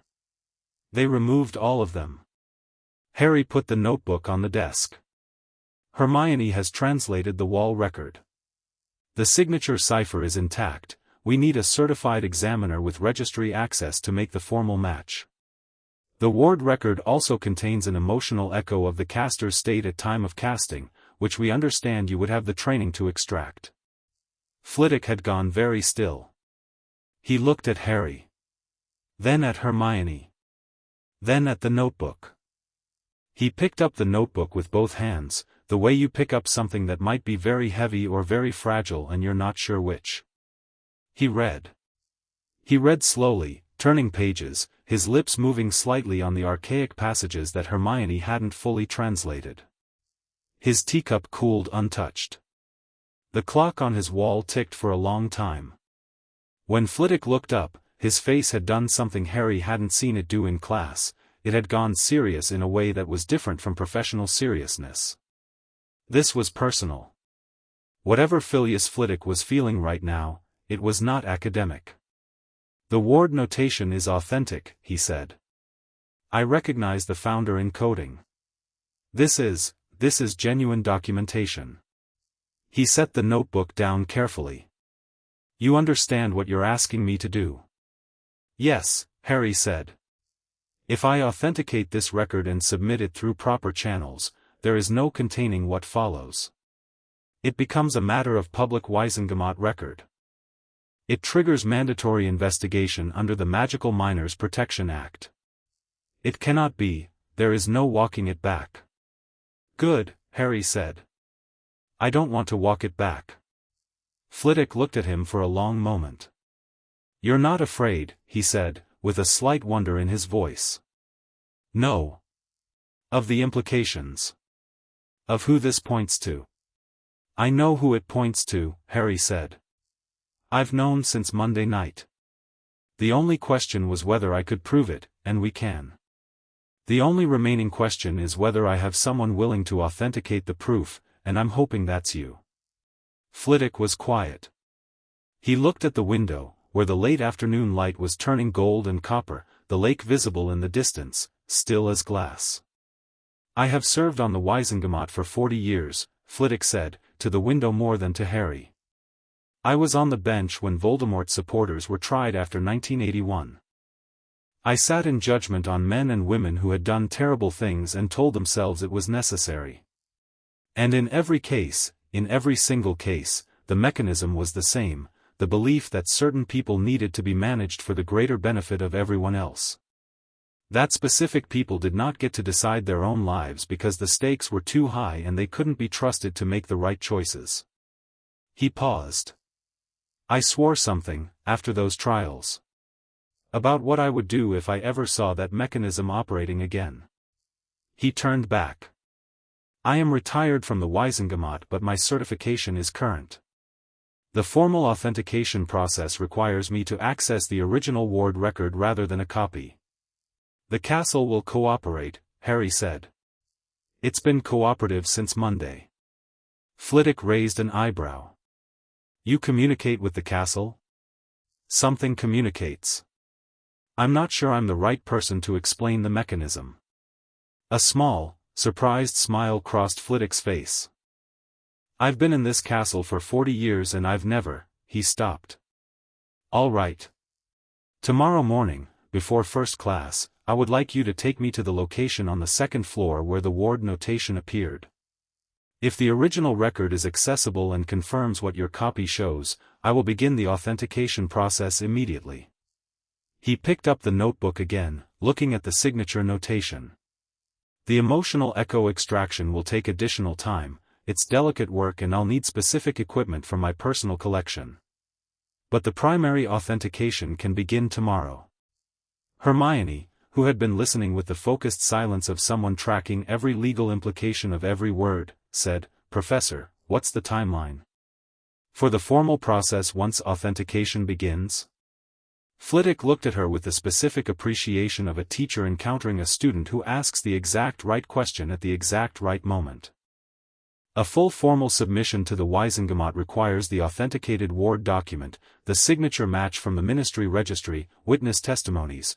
The ward record itself may serve as primary testimony. It would be unprecedented, but given the founders in coding I think it would stand, and a formally appointed advocate for the minor at the center of the case. He looked at Harry. You would need a magical guardian appointed by the Wiesengemot, Mr. Potter. Your current guardians are Muggle and cannot represent your interests in wizarding legal proceedings. Harry filed this. Who appoints the guardian? The Wiesengemot, on application from a current member or certified officer of the court. If you submitted the application, I would have standing to do so, yes. Flitwick looked faintly like he was trying to keep up with Harry's pace and was managing but only just. You've thought about this carefully. Hermione has. I've been agreeing with her conclusions. Hermione made a small noise that might have been embarrassed and might have been pleased. I have some concerns about timing, she said. The longer this takes, the more opportunity there is for the situation to be interfered with. She said interfered with precisely, with no further specification, and Flitwick's eyes went briefly, sharply, to hers and something passed between them that was not said. "Timing is a reasonable concern," Flitwick said, with equal precision. "I would suggest that speed is appropriate. The ward record cannot be altered, as I understand it. The documentation is protected. But other things can be interfered with, yes." He looked at his teacup. "Witnesses. Advocates. Access to the student at the center of the case." He sipped his tea, which had gone quite cold. "I would recommend that you both be extremely careful about what you discuss and with whom until the formal authentication is submitted and in the Wiesengemot's hands. At that point the process is public record and cannot be suppressed." "How long until it's in the Wiesengemot's hands?" Harry asked. "If the original record is accessible tomorrow and the authentication is as straightforward as I expect, 3 days. 4 at most." Harry nodded. 3 to 4 days of navigating the castle while Dumbledore recalibrated. He thought about the silver instrument spinning in the empty office. About the headmaster's eyes stopping on him at dinner. "He knows something has changed," Harry said. "He doesn't know what yet. But he will, soon." Flitwick looked at him. "And when he does?" "He'll want to talk to me," Harry said. "He'll summon me. He's not the type to act indirectly when he can act directly, not with someone he thinks he has authority over." "And if he summons you before we've filed?" Harry looked at Flitwick with the kind of calm that comes not from fearlessness but from having thought something through thoroughly enough that the outcome of every path is already mapped. "Then I'll talk to him," he said. "I'm not afraid of a conversation." Flitwick studied him for a long moment. "No," he said quietly. "I can see that you're not." He set down his teacup. 7 o'clock tomorrow morning, Mr. Potter. Bring Miss Granger if you like. And," he paused, picking up the shortbread and offering the plate. "Have a biscuit. You've done remarkable work for someone in their second day of school." Hermione took a biscuit. Harry took one too. It was very good shortbread, buttery and slightly crumbly, the kind that required concentration to eat without leaving evidence on your robes. They were halfway to the door when Flitwick said, "Mr. Potter." Harry turned. "The emotional echo," Flitwick said. He was looking at the notebook. "When I extract it, you'll have the option to receive it directly. To experience what the caster was feeling. Or I can simply document it in the formal record without you having to experience it personally." He met Harry's eyes. "Either way, it goes into the record. I want you to know the option exists." Harry thought about this. About the 79 castings.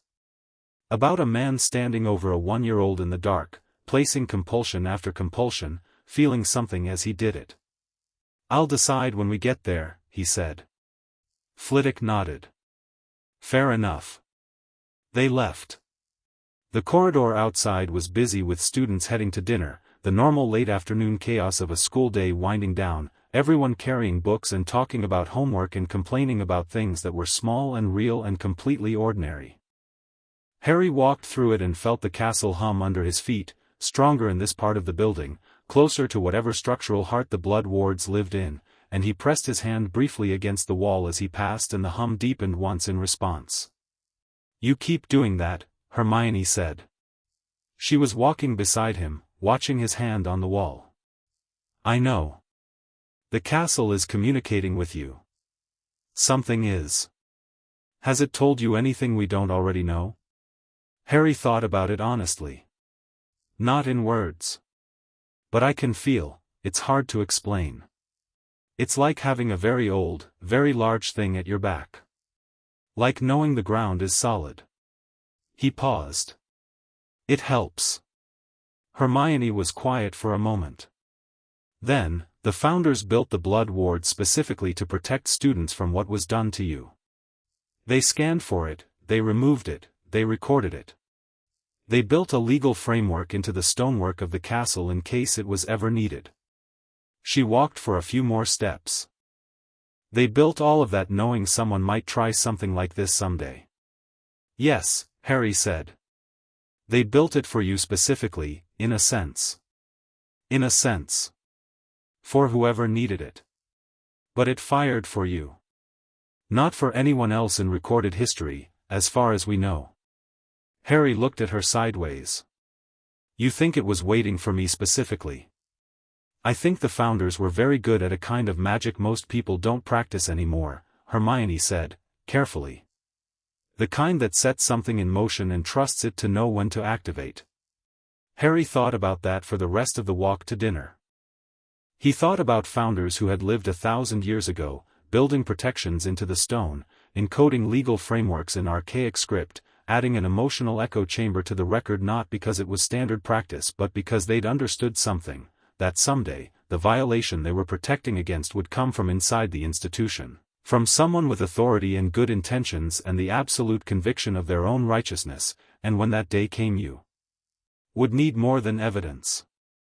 You would need the truth of why. He sat down at the Gryffindor table and Ron passed him the serving dish for shepherd's pie, and across the room at the high table Dumbledore was talking to Professor Quirrell, who taught defense against the dark arts and had a persistent stammer and a nervous quality that Harry had noticed on day one, and as Harry watched, Dumbledore's eyes moved from Quirrell to the Gryffindor table and found Harry. The distance was too great for expressions to be fully readable. But Harry could see enough. Dumbledore was working something out. Behind those half-moon glasses, behind the warm and grandfatherly presence, a mind of formidable power was running calculations. What has changed? What does he know? What is he doing? Harry met the gaze and held it and ate his shepherd's pie. He did not look away first. After a moment, Dumbledore turned back to Quirrell with a slight smile, entirely natural, utterly controlled. But Harry had noticed the slight shift in the set of the old man's shoulders. The microscopic adjustment of someone who had just measured a distance and found it different from what they expected. Good, Harry thought. Keep measuring. Keep revising your estimates. 3 more days. He passed the serving dish to Neville and asked him how the herbology reading was going and listened to the answer with genuine interest, and for the rest of dinner the evening was entirely normal, full of food and noise and the comfortable texture of people becoming familiar with each other. Normal, except for the notebook in Harry's bag with 79 violations enumerated in archaic script, and a signature cipher waiting to be broken, and an emotional echo sealed in wardstone for 10 years, patient as everything the castle had ever waited for. 3 more days. That night, Harry sat on the window seat in the dormitory after everyone else was asleep, looking out at the black surface of the lake, and allowed himself to feel something he'd been keeping at the analytical distance all day. Grief was too large a word. Anger was too simple. It was something that didn't have a good word, the feeling of standing in the ruin of something that should have been yours and never was, and knowing that the ruin was deliberate, and knowing that the person who made it believed they were building something beautiful. He let it be there. Didn't manage it or redirect it. Just let it exist at full size for the first time, because for the first time he could. The emotional dampeners were gone and this was what was under them. Not damage. Not fragility.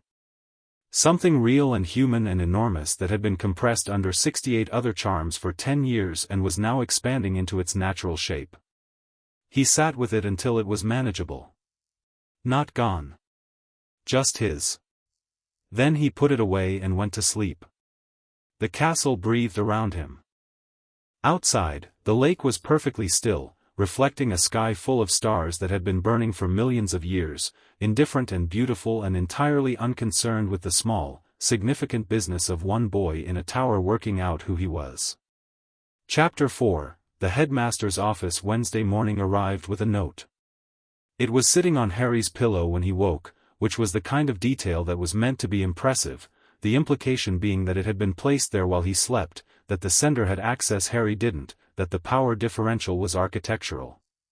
Harry picked it up, read it, noted the handwriting, and put it in his pocket. Dear Harry, I wonder if you might find time to visit an old man this evening. My office is on the 7th floor, the gargoyle at the staircase will let you through. The password is lemon drop. I find these small meetings invaluable for getting to know our new students, and I confess I have been looking forward to speaking with you for some time. With warmth, Albus Dumbledore. Ron was pulling on his robes on the other side of the room and noticed Harry's expression. What's that? Invitation to tea with the headmaster. Ron's eyes went wide. First week? Is that normal? I doubt it, Harry said, and put the note away. He was downstairs in 7 minutes. Hermione was already in the common room. He was beginning to think she didn't so much wake up in the morning as simply resume operations, sitting in a chair by the fire with a book and her second cup of tea, because she'd apparently convinced the house elves to send one up directly, which Harry thought showed excellent initiative. He handed her the note without saying anything. She read it. Her face went carefully neutral.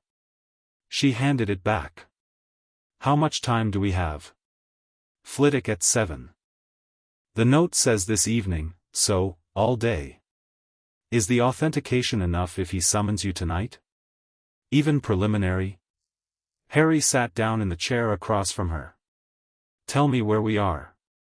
If Flitwick can access the original ward record this morning and begins the formal authentication, the process is technically initiated. The Wisengamot record opens the moment a certified examiner submits the initiation form, which Flitwick would file with the Ministry by OWL today. She tapped her fingers on the arm of the chair. Once that form is filed, the case exists. It's public record. It can't be recalled. She paused.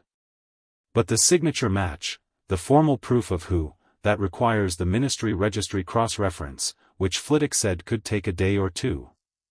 So tonight, the case is open but the name isn't formally attached. Right. The ward record is authenticated, the violations are documented, and there's an open investigation. But the specific accused isn't named until the signature match is confirmed. Harry looked at the fire. A log shifted, sending up a brief constellation of sparks. That's enough, he said. If the case is open tonight, then this conversation he wants to have happens on different terms than he's expecting. He'll know, Hermione said. If the case is filed today, he'll know. Flitwick would be required to notify the school's administration of a formal Wisengamot matter involving a student. Good, Harry said. Hermione looked at him. Good. I want him to know before I walk into that office. I want him sitting there with the knowledge that the process is already running, that there is nothing in that conversation that can stop it, and that I know he knows. Harry looked at her steadily. I want this to be a conversation between equals, not a headmaster managing a student. Hermione was quiet for a moment. Then, he will try very hard to reframe it. I know. He's extraordinarily good at managing how people perceive things. The warmth, the wisdom, the gentle authority, it's not fake. That's what makes it effective. He genuinely believes what he's doing. He'll present it as love and foresight and terrible necessity, and part of me will want to believe him, Harry said. Yes. The part of me that spent 10 years with no one who gave a damn about me and would like very much to have a grandfatherly wizard tell me it was all for my own good. He said it plainly. Not self-pityingly. Just as information about the landscape of his own psychology. I know that part is there. I'll keep it in view. Hermione looked at him for a moment with an expression that was complicated and warm. You are without question the most self-aware 11-year-old I have ever encountered. You've encountered so many.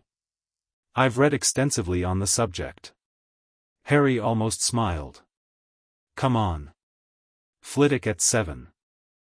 The second-floor corridor at 7 in the morning was empty and grey, the torches not yet lit for the day, the portrait still mostly asleep.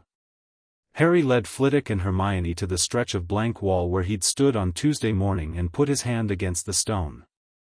The hum was immediate. Stronger than before, as if the castle had been waiting.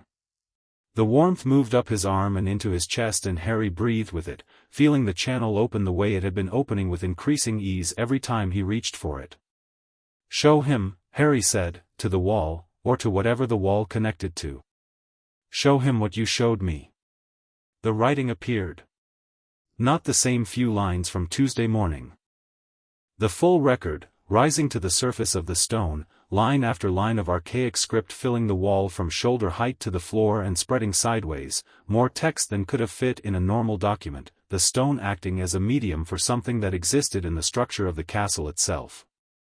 It glowed faintly, the letters warm gold against the grey stone, and the hum in the walls deepened to something that Harry felt in his back teeth. Flitwick made a sound. It wasn't a word. It was the involuntary vocalization of someone looking at something they hadn't fully believed they'd see even after agreeing to come and look for it. He stepped forward and put on a pair of small wire-framed glasses he took from his breast pocket, different from his usual pair, older, with slightly amber-tinted lenses, and read. He read for a long time. The record didn't fade. The castle held it steady, patient as everything, and Harry stood to one side and watched Flitwick read and watched Hermione watching Flitwick, both of them quiet. When Flitwick finally turned around, he was a different color than he'd been when he arrived. Not dramatically. Just, less color. The pink had gone out of his round cheeks. "I need my examiner's kit," he said. "I keep it in my office." He turned back to the wall. "Will this remain accessible? Can I return with the equipment?" Harry looked at the wall. The hum deepened once in a way he'd come to read as yes. "Yes," Harry said. "It'll stay." Flitwick looked at Harry, then at the wall, then at Harry again with an expression that was half professional and half something much older and more personal. "The emotional echo," he said. "I can see the notation for it from here. It's extensive. The founders didn't just record the emotional state at time of first casting. They recorded every casting. All 79. He paused. "That means there's a record of the emotional state across 10 years of returning to this. Returning repeatedly to place more and more on a child." His voice was entirely level. His jaw was very tight. "I will have the authentication kit here within 20 minutes. I'll file the initiation form with the ministry the moment I've confirmed the primary record." "Thank you," Harry said. Flitwick was already walking, quick short steps, his robes snapping. Hermione exhaled. "That will be filed by 9 o'clock, she said. "The case will be open before your first class." Harry looked at the wall, still glowing, the 79 violations written in the founder's hand. He thought about a room in Godric's Hollow on the 1st of November, 1981. A man who had lost something, many things, probably, a world's worth of losses in a single night, standing over a child in a crib, making decisions. "Beginning."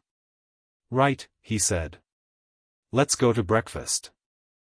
Herbology was the first class, greenhouses at the edge of the grounds with Professor Sprout, a round woman with dirt perpetually under her fingernails and the specific enthusiasm of someone who loved their subject so thoroughly it had become physically visible.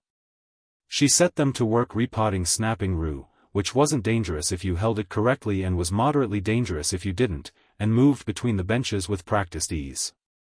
Harry worked steadily and listened to Neville. Because here was the thing about Neville in a greenhouse, he transformed. The slightly uncertain boy who apologized when other people bumped into him, who held his wand too tight and braced for failure, that Neville evaporated between the greenhouse doors and was replaced by someone who moved through the plant beds with ease and instinctive confidence, whose hands knew what to do before his brain had finished the instruction. He repotted his snapping rue in under 3 minutes, calming it with a specific grip pressure on the stem that Sprout had mentioned once, briefly, and that Neville had apparently filed and was now applying perfectly. Sprout noticed. She gave Neville 10 points to Gryffindor and Neville went red, and Harry watched this with quiet satisfaction. "You've done this before," Harry said. "Mum, Gran has a greenhouse," Neville said, carefully navigating the slip. I used to spend a lot of time in it when I was small. Before Gran decided I needed to focus on more combative magic. The last part came out slightly flat. Your Gran thinks herbology isn't combative enough? She thinks I need to be more like my dad. He said it simply. Not angrily. The anger was somewhere under that too, Harry suspected, but Neville had buried it so deep and for so long that he mostly couldn't reach it consciously. Aura training, defensive magic, that kind of thing. Herbology is, she says it's a hobby. Harry looked at the snapping rue, which Neville had coaxed into complete stillness in its new pot. Do you know how many of the most significant advances in healing magic have been built on botanical research? He said. Sprout is one of the foremost experts alive on magically active plants. The entire field of potion making depends on people who understand what she teaches. He paused. Herbology is not a hobby. It's a discipline that requires as much rigor and intelligence as defense and produces outcomes that actually help people rather than just stopping them from being hurt. Tell your grandmother that. Neville stared at him. I can't tell my gran that. Why not? Because she'd, he tried to produce the consequence and seemed to realize he couldn't fully articulate it. She'd disapprove. Of accurate information? When it contradicts what she's already decided, yes. That's how she works. Harry thought about behavioral conditioning charms. About the way 10 years of being told to stay small could become structurally indistinguishable from your own personality. He wasn't going to say that to Neville. Not yet. Not without knowing whether Neville had been subject to something similar, and not without having something solid to offer alongside the observation. You don't have to tell her this week, Harry said.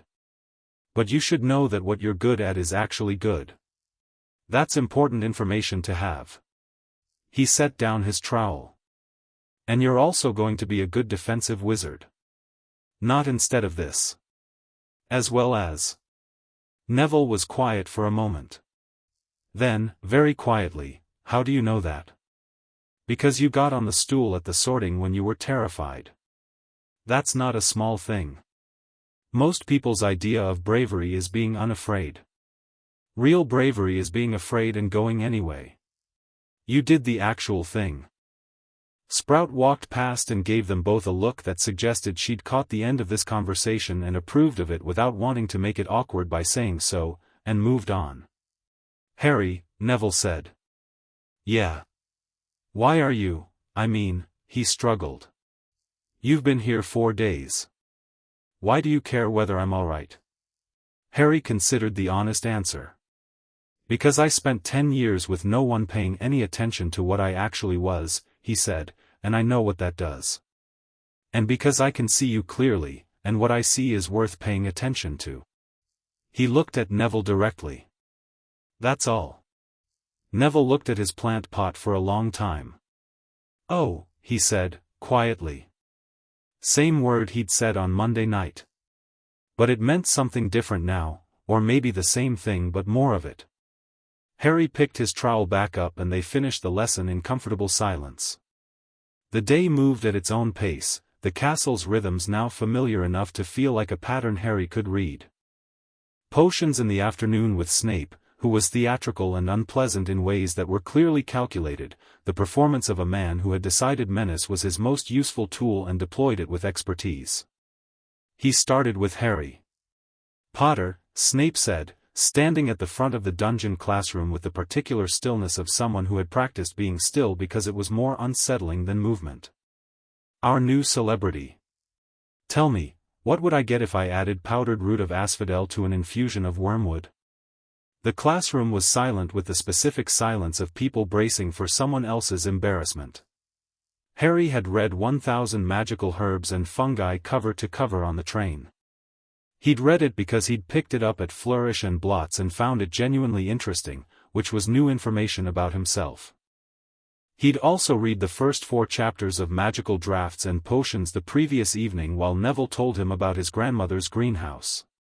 Draft of Living Death, Harry said. A very powerful sleeping potion, covered in Chapter 10 of the first-year text. Asphodel is in the lily family, which is notable given its use in grief symbolism in classical literature, draught of living death being both powerful and poetically named. He paused, and held Snape's gaze without flinching. Was that the answer you were looking for?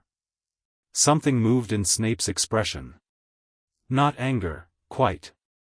Not surprise, quite. A recalibration, the same one Harry was beginning to recognize in the people around him as they realized he wasn't what they expected. Where would you look if I asked you to find me a Bezoar? Snape said, with the slight shift of someone changing tactics. Stomach of a goat. It acts as a general antidote to most poisons. Chapter 4 of Magical Drafts, or alternatively any competent potion supply shop. Harry held the flat gaze. Though I'd also keep one in my personal kit once I'm old enough to brew the poisons that would require it. The very briefest pause. What is the difference between monkshood and wolfsbane? They're the same plant. Different names. Also called aconite. Highly toxic, used in specific potions with careful dosing, and one of the more dangerous plants in Sprout's restricted greenhouse section. Harry paused, then added, with complete neutrality, I enjoyed reading about it. Snape stared at him for a moment that was slightly longer than necessary. It appears, Snape said, with a precise iciness, that someone has been reading their textbooks. He turned to the class at large. Which is apparently a surprise worthy of commendation in Gryffindor. It is not a surprise in my class. You are expected to have read your materials. The fact that Potter has done so does not earn him or his house any points. He moved on. Longbottom. What is the first rule of potion making? Harry felt Neville tense beside him and turned slightly to look at him. Neville's grip on his cauldron was white-knuckled. Harry caught his eye and held it for a second and tilted his head slightly. You know this one, because he'd seen Neville's bookshelf and the copy of Magical Drafts and Potions with its broken spine and margin notes in careful handwriting. Neville looked at Harry. Looked at Snape. Precise measurement, he said, his voice only slightly uncertain. Imprecise quantities produce unstable reactions. Snape looked at him. 5 words, he said. Try to contain your enthusiasm, Longbottom. He moved on. Neville let out a breath. Harry nudged his elbow once, briefly. After class, in the corridor, Hermione appeared beside Harry as if she'd been waiting for him specifically, which she had. The form was filed, she said quietly, as they moved with the flow of students toward the stairs. Flitwick sent the owl at 9:30. The initiation is registered with the Wisengamot. Harry nodded. The school's administration will have been notified by midday. He'll know, Harry said. He'll know, she confirmed. She looked at him. Tonight. Tonight, Harry said.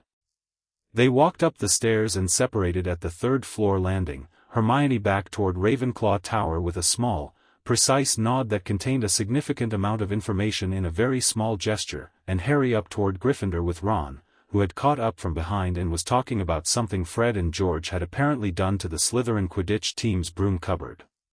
Harry listened and responded and was genuinely entertained, and all the while the note in his pocket sat with the quiet patience of an appointment with something inevitable. The gargoyle outside the headmaster's office was an ugly thing with a satisfied expression, and it moved aside without requiring the password when Harry said, "Lemon drop," stepping back with the slight creak of stone on stone. The spiral staircase behind it moved upward on its own, carrying Harry in slow circles, and he rode it and listened to the hum of the castle, which was different here, still present, still attending, but with an edge of watchfulness that was new. The castle knew where he was. I know, Harry thought back. I've got this. The office door was open. It was a beautiful room, Harry registered that first, circular, warm, the kind of warmth that came from many layers of inhabitation, decades of a particular person living and working in a space until it becomes an extension of them. Bookshelves covering every surface. Silver instruments on every table, many moving, some spinning, one making a sound like distant bells.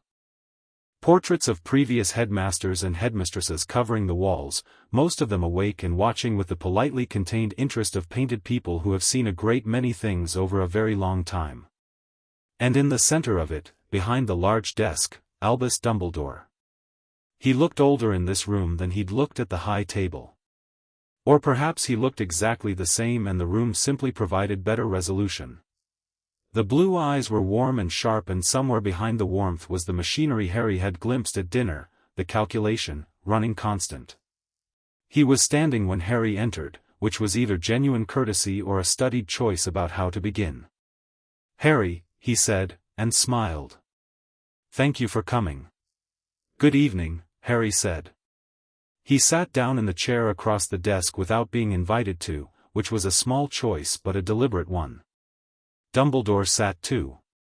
He produced a dish of lemon drops from his desk drawer and set it between them. "I hope you'll forgive my partiality for these. You are welcome to one." "No, thank you," Harry said. Dumbledore looked at him. Something in the look was an assessment, the very slight recalibration happening again, the adjustment of expected response to received response.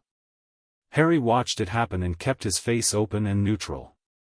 "I've been hearing interesting things about your first few days," Dumbledore said. "Your professors speak highly of you. Phileas in particular was impressed by your charms work."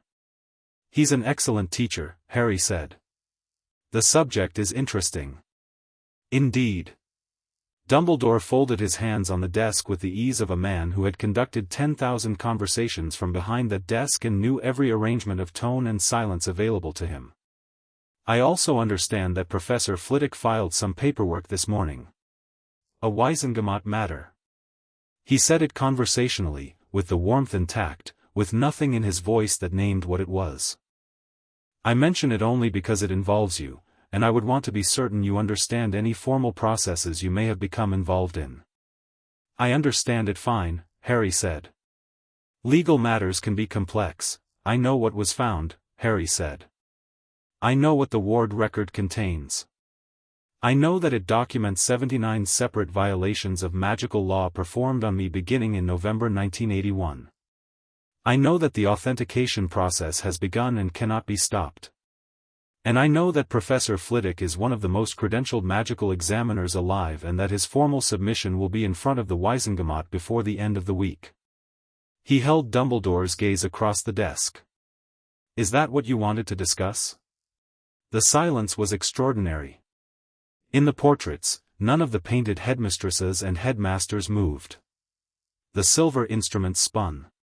The one that made bell sounds made a single, soft, resonant tone and then went quiet. Dumbledore looked at Harry. Really looked at him. Not the managed, grandfatherly scan of a man conducting a familiar performance. The full attention of one of the most powerful wizards alive, all of it directed at a boy who had, in 48 hours, dismantled a structure Dumbledore had spent 10 years constructing. When he spoke, his voice was unchanged. This was the most impressive thing. Perfectly warm, perfectly measured, with nothing in it that admitted the ground had shifted. "You've become very capable very quickly, Harry." "I was always capable," Harry said. "I was prevented from being." A pause. "Very slight." "You're referring to the protective enchantments, compulsions," Harry said. "That's the correct term. Loyalty imprinting is a compulsion. Emotional dampening is a compulsion. Cognitive limiters are compulsions. Calling them protections requires a definition of protection that I'm not willing to use." Dumbledore looked at him for a long moment. Something was happening behind those eyes. Harry could see it, the movement of something large and complicated, a man who was very intelligent encountering a conversation that had not gone the way any version of his preparation had anticipated, because every version of his preparation had been based on a boy who no longer existed. "You are angry," Dumbledore said, with great gentleness. "I'm clear," Harry said. "Those aren't the same thing. I'm not here because I'm angry. I'm here because you asked me to be here and I wanted to have this conversation on honest terms before the formal process reaches a point where everything is public record and words become legally consequential. Dumbledore's eyebrow moved fractionally. The genuine surprise of a man being offered something he hadn't expected, a degree of strategic courtesy from someone he'd expected to be either afraid or reactive. "You're giving me a chance to speak," Dumbledore said. "I'm giving you a chance to tell me the truth," Harry said. "Those are different things too." Dumbledore was quiet for a moment. When he spoke next, the warmth in his voice was still there, but something beneath it had shifted, not disappeared, but become something more fundamental, less performed. "You're right that what was placed on you were compulsions," he said. "I won't argue the terminology. What I would ask you to consider is the context in which those decisions were made." "Tell me the context," Harry said. "In 1981, we had just survived a war," Dumbledore said. He was looking at Harry steadily now, all the theatrical warmth replaced by something more genuine, which in its way was more dangerous. "Voldemort was gone, but not destroyed. I knew this. Perhaps I was one of 5 people alive who was certain of it. His supporters remained, some of them very powerful, some of them very determined to find a way to restore him. And there was a prophecy. I know about the prophecy," Harry said. A silence. Dumbledore absorbed this. "You've been busy." "I've been thinking. A prophecy about a boy born as the 7th month dies, born to those who had thrice defied him. I exist. It's not difficult to understand why I'm relevant to a prophecy of that description." Harry kept his voice level. "Keep going." Dumbledore looked at him for a moment with an expression that was, for the first time, something approaching unguarded. "You were going to be targeted again," he said. "When Voldemort returned, and I knew he would, you would need to face him. And I genuinely believed, that a boy who grew up knowing his destiny would be broken by it. That the weight of it would make him fragile rather than strong. That he paused.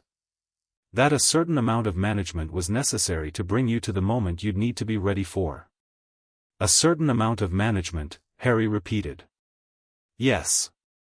79 individual castings," Harry said.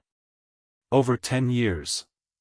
Beginning the night my parents were murdered, when I was 1 year old." He watched Dumbledore's face. "You started on the night they died." Something moved across Dumbledore's face. Something that had the quality of an old wound that had never fully closed. "Yes," he said quietly. "What did you cast first?" Dumbledore's hands on the desk shifted very slightly. "I cast a loyalty imprinting that night," he said, with the precision of a man being honest because he has decided to be honest and is doing it carefully. "To ensure that you would, that the adults responsible for your care and protection would be, looked toward with trust rather than correctly evaluated," Harry said. "You made sure a 1-year-old boy, who had just been orphaned and was about to be placed with people you knew were cruel." He stopped. He knew. He'd always known at some level, and the knowing without the compulsion to soften it was entirely different. "You knew the Dursleys were cruel." "I knew they were not ideal," Dumbledore said. "You put me there anyway. The blood protection, I know about the blood protection. Lily's sacrifice, Petunia's blood. I understand the mechanism. That doesn't answer the question of why the first thing you did after placing me in an environment you knew was harmful was cast a compulsion to make sure I didn't resist it." The silence in the office was profound. One of the portrait headmasters, a small thin man in Elizabethan robes, had covered his painted face with his painted hand. Dumbledore looked at Harry and said nothing for a long time. When he spoke, his voice was quieter than it had been in any part of the conversation. "Because I was afraid you would leave," he said. "That the protection would break if you left, and Voldemort's people would find you, and I would lose." He stopped. "Lose what?" Harry said. Another pause. "The one thing that could stop him coming back," Dumbledore said. "You." Harry let that sit in the room. Let it be what it was, a true answer, and a revealing one, and one that contained something genuine about a man who had been carrying enormous weight for an enormous time and had made an enormous mistake. "You were protecting the weapon," Harry said. "Not the child." Dumbledore flinched. It was the first physical reaction he'd shown in the entire conversation, small and quickly controlled, but real. He stopped. Started again. "I told myself the two were the same." "They weren't," Harry said. "They never were." The fire crackled. Somewhere in the castle, distant and muffled, a door banged shut in the wind. The hum in the stones was steady, attending. "What happens now?" Dumbledore asked. He asked it plainly, without the management structure, without the warmth deployed as a tool. Just a man asking a question. Harry looked at him. He'd asked himself this question 100 times in the past 3 days. What do you do with a man who did something genuinely monstrous while genuinely believing he was doing what was necessary? A man who was brilliant and caring and catastrophically wrong and had spent 10 years building his wrongness into the architecture of another person's mind? "The process continues," Harry said. "The Wisengamot investigation proceeds. The authentication completes. The formal record is established." He paused. "I'm not going to stop it. Not because I want to destroy you, I don't. But because what you did needs to be on record. Because the mechanism you used, the belief that you could decide what another person got to be, for their own good, for the greater good, that mechanism doesn't go away unless it's named and documented and treated as what it is." Dumbledore looked at him for a very long moment. "You're going to burn down everything I've built," he said. Not with anger. With something closer to recognition. "I'm going to tell the truth about what was built," Harry said. "What other people do with that truth isn't my decision." He stood up. "One more thing." Dumbledore looked at him. "The emotional echo in the ward record," Harry said. "Flitwick will extract it. All 79 castings. The founders apparently recorded not just what you did but what you felt while you were doing it." He watched Dumbledore's face go through something complicated and private. "Whatever that shows, I want you to know that I'm going to look at it. Not to find evidence of malice. I don't think I'll find malice. I think I'll find something more complicated than malice, and I think the record will show a man who loved what he was doing to me and believed every word of it." He paused. "That's what I want you to sit with. Not that you'll be exposed as a monster. But that you'll be understood. Completely. And that understanding will be part of the permanent record of this castle." He walked to the door. "Harry," Dumbledore said. Harry stopped. Didn't turn immediately.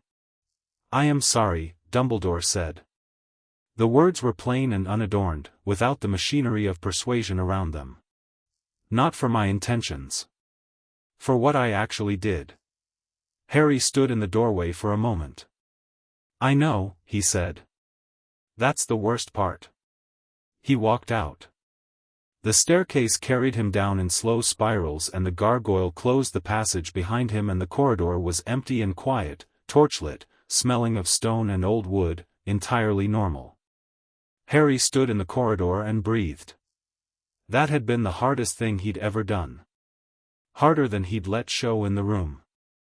The part of him that wanted a grandfather, that wanted the warmth to be uncomplicated, that had spent 10 years with nobody looking at him like he mattered, that part had been in that room with him the whole time, pulling in the other direction, making every sentence cost something. He breathed through it. Then he started walking, and as he walked the hum came back up through the floor to meet him, steady and warm and constant, and he put his hand on the wall briefly, the way you'd briefly press a hand against something solid when you needed to be sure the solid was still there. It was still there. He walked back to Gryffindor Tower. Ron was in the common room when Harry came in, playing chess with Seamus Finnegan, and he looked up and took in Harry's face and said, "All right," in a casual voice that was slightly more careful than casual. "Yeah," Harry said. "Tea? I had the house elves send up a pot earlier." Harry sat down in the armchair next to the chess game and Ron poured him a cup and Seamus made a move that Ron hadn't seen coming and the chess pieces yelled at Ron for his inattentiveness, and Harry drank his tea and let the ordinary noise of the common room be ordinary around him. Later, Neville came down with a book on tropical greenhouse management and sat on the floor near the fire reading it with total absorption, his small cactus on the windowsill above him catching the last of the evening light. Harry watched him and thought about what came next. Flitwick's authentication, completing tomorrow or the day after. The signature match. The emotional echo extraction. The Wizengamot process beginning in earnest. And Dumbledore, up in his circular office with the silver instruments and the spinning records, sitting with what Harry had said. Not that you'll be exposed as a monster. That you'll be understood. Completely. Harry finished his tea. 3 days into his magical education, and the most magical thing he'd encountered was this: the truth, when you told it plainly and without fear, had an architecture. It built something. Not immediately, not neatly, not without cost. But it built something that could stand. He thought that was worth knowing. He opened his charms textbook and started reading. Chapter 5. The castle chooses Thursday arrived the way consequential days sometimes do, quietly, without announcement, wearing the same grey morning light as every other day so that you don't know until you're already inside it that everything is about to change. Harry was at the second floor wall at 6:45.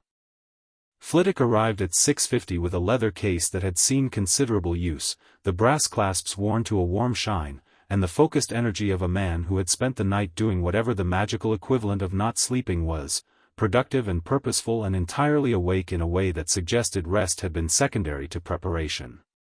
He opened the case on the corridor floor.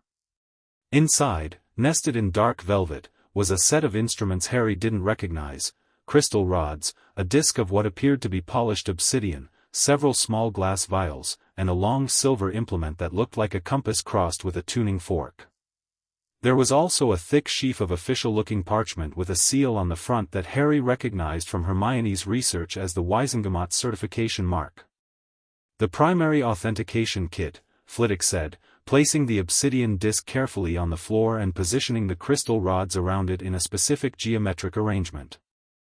The disc records the ward's signature in a format the Ministry Registry can read. The crystal array amplifies the signal from the original record. He looked up at Harry. I'll need you to open the channel. Whatever you do when you communicate with the castle. Harry put his hand on the wall. It came up immediately, warmer than it had been even yesterday, as if the castle had been building toward this, had been waiting specifically for this morning with the patience of something that had been waiting for a great deal longer than 3 days. The writing rose to the surface gold and clear, and this time it went further. The text spread not just down the wall but sideways along the corridor, line after line emerging from the stone, and the hum was deeper than Harry had ever felt it, a vibration that lived in the chest rather than the feet. Flitwick made a sound of pure professional wonder. He began working with his instruments, the silver tuning fork thing moving along the edges of the text in slow deliberate passes, the obsidian disc picking up something Harry couldn't see but could feel, a kind of drawing sensation, as if the castle were breathing out into the disc, transferring something essential from stone to crystal to record.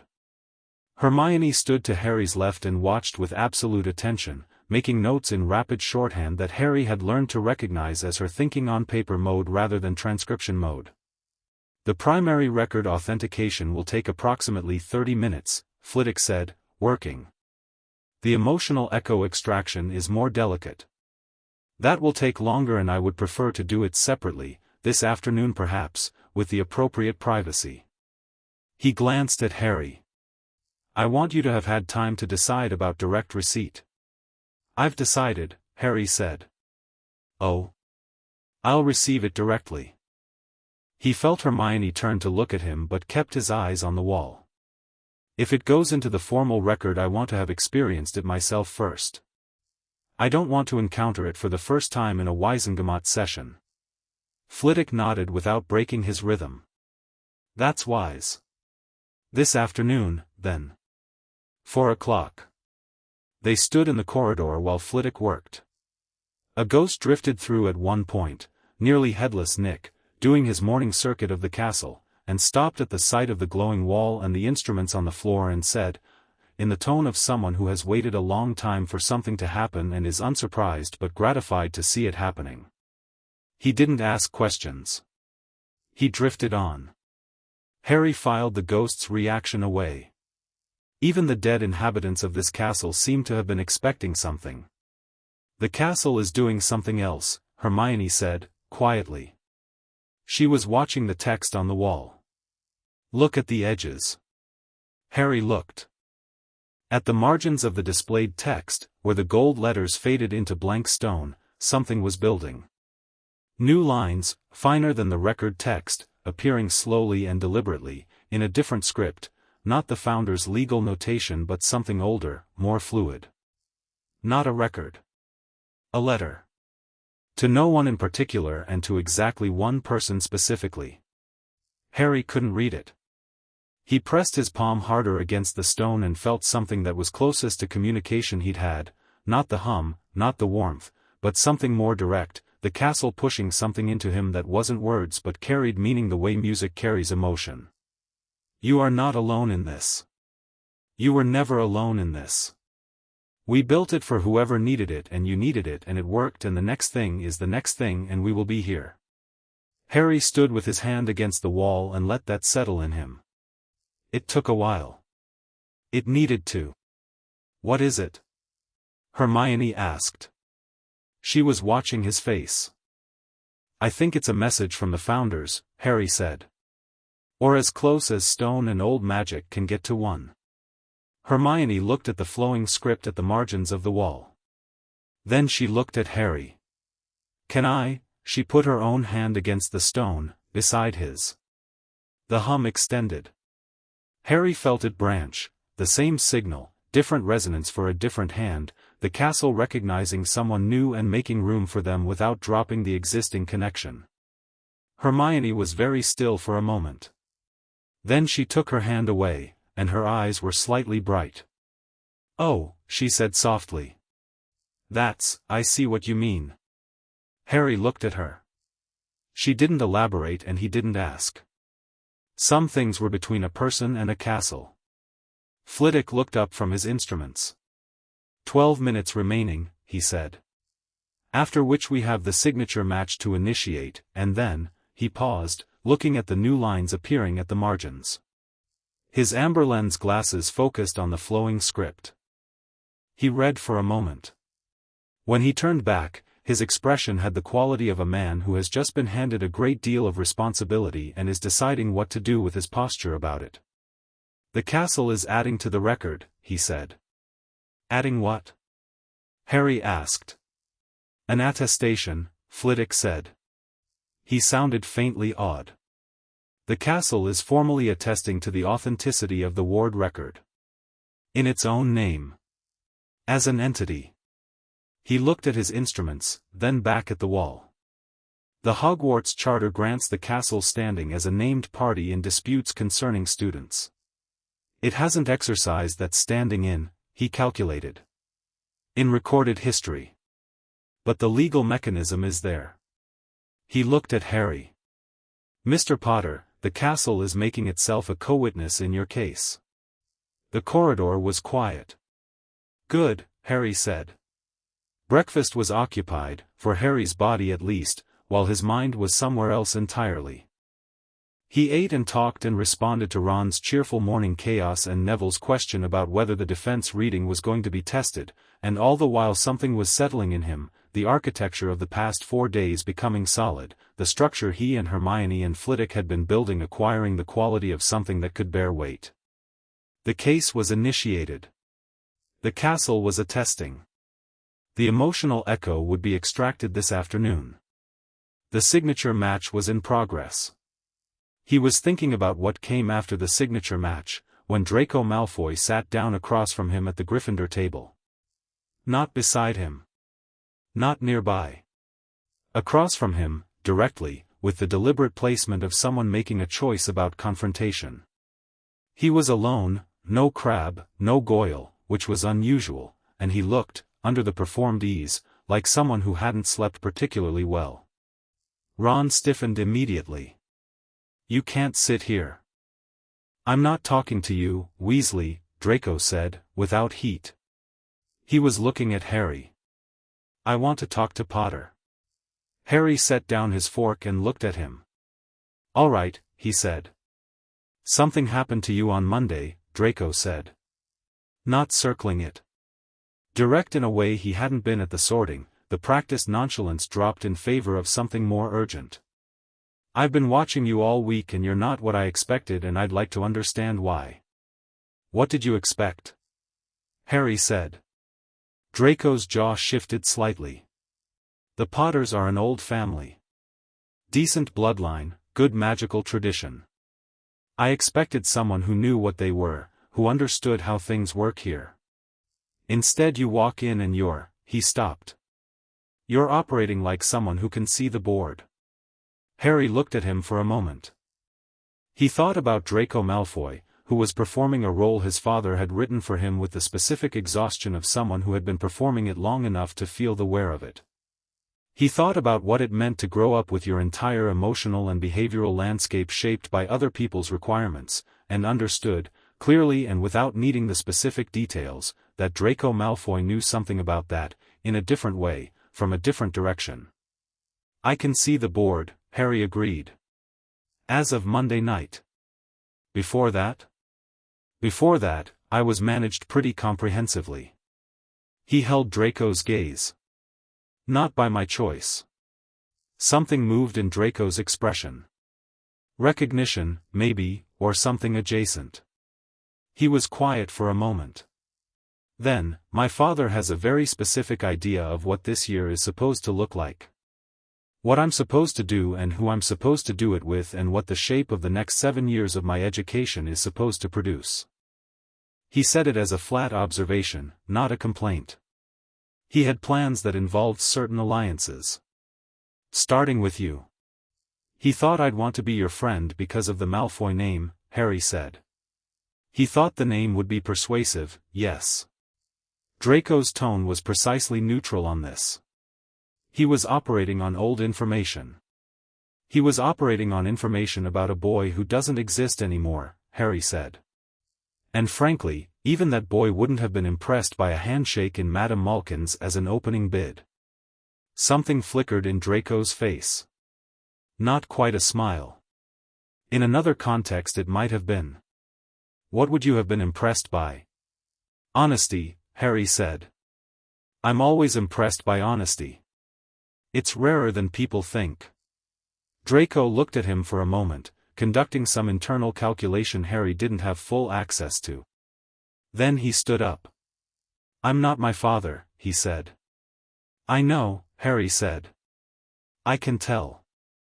Draco looked at him, a long, measuring look that had nothing of the practiced Malfoy cool in it, that was genuinely young and genuinely uncertain in a way Harry suspected Draco hadn't let show to anyone in a long time. "I haven't decided yet," he said. "What I think about things." "That's fine," Harry said. "Deciding too fast is usually how you end up somewhere wrong." He picked his fork back up. "You're welcome to sit at this table whenever you want a conversation." Draco walked away without responding, back straight, the performance resuming by the time he'd crossed the halfway point of the hall. But he glanced back once, briefly, and Harry noted it. Ron was staring at him. What was that? The beginning of something, maybe, Harry said. Or just a conversation. Sometimes those are the same thing. Defense Against the Dark Arts was the last class before lunch, and Harry had been anticipating it with a specific quality of attention that was different from the academic interest he brought to most subjects. Quirrell's nervous energy, his stammer, the particular quality of the way he avoided eye contact, these had registered on Monday and had been accumulating significance since. Whatever was wrong with Quirrell, it wasn't the obvious. The class was on the theory of shielding charms, which was covered with a meandering uncertainty that suggested Quirrell knew the material but found the act of teaching it somewhat distressing. He wrote on the board, he read from notes, he answered questions with a slight delay that felt less like thinking and more like checking. Harry sat near the front and paid complete attention. Not to the content, which he'd read, but to Quirrell. The way Quirrell's hand shook sometimes on the board. The way he sometimes stopped mid-sentence and appeared to be listening to something. The turban, worn throughout, in a castle where nobody else wore a turban. Near the end of class, Quirrell turned to answer a question from Lavender Brown about the difference between a physical and a magical shield, and as he turned, Harry felt something. It was like the hum, except inverted.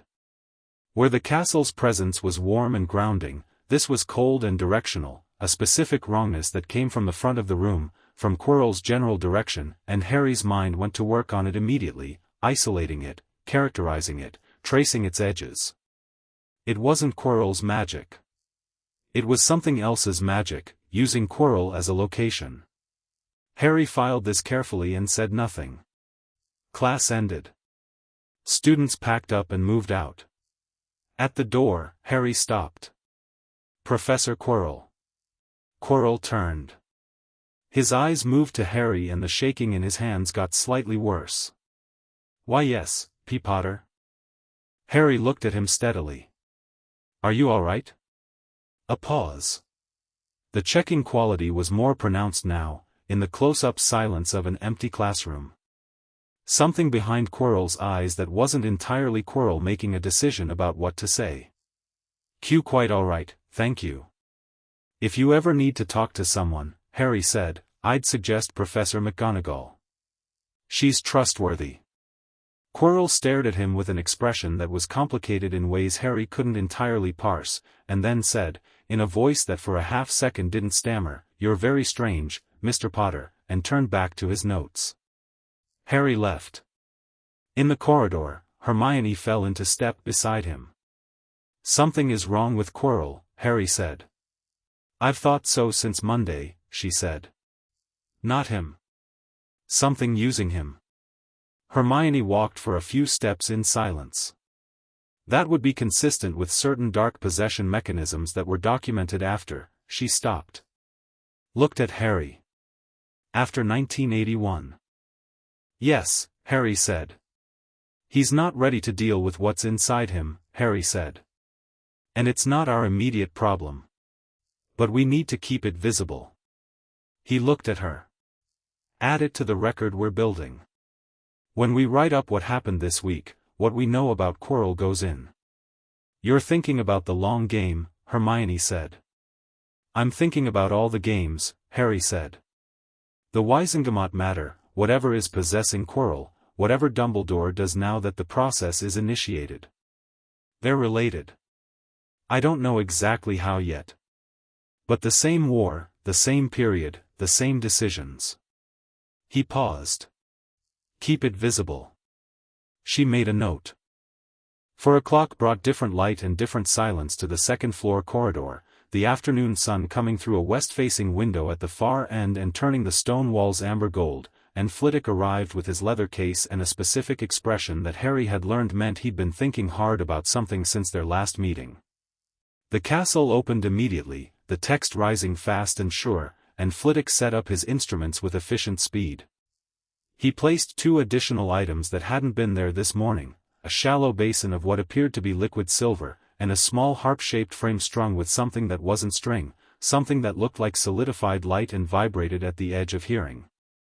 The echo extractor, Flitwick said, nodding at the harp frame.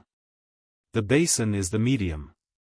The echo, when drawn out, will exist first as pure magical impression, emotion and intent without language.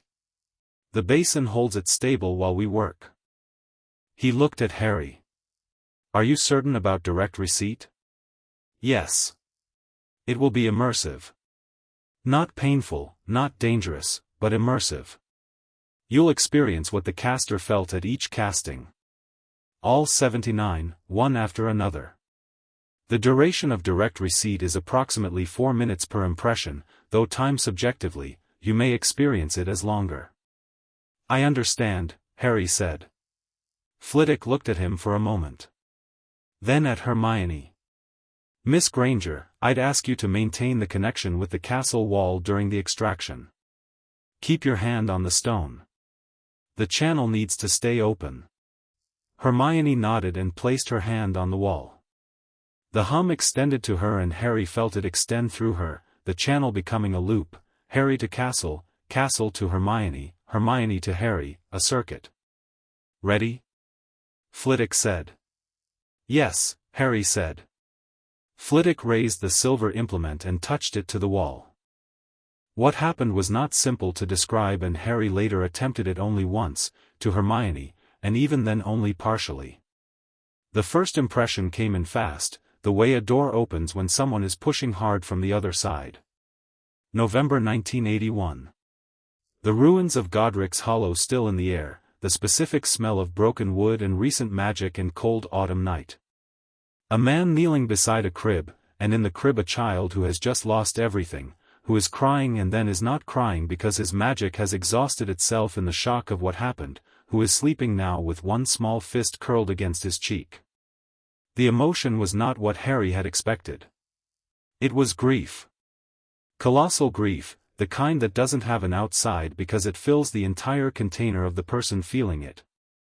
And alongside the grief, terror, not for the child, not primarily, but the terror of a man who has just seen the entire structure of his plan come apart at the seams, who has been calculating the shape of a war for decades and has just watched the calculations become meaningless because the instrument he needed is now an orphan in a crib with a lightning bolt scar.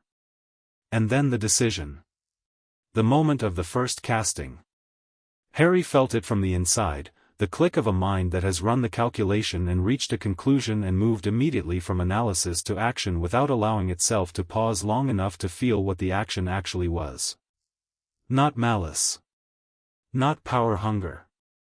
A man closing his hands around the only thing left and deciding, with total conviction, that this was necessary, and that necessity excused the mechanism, and that later, when it was over and the boy had done what he needed to do, it could all be undone, and the child would never have to know, and the ends were so vast and the means were so small, weren't they, in the end so small. Harry moved through all 79.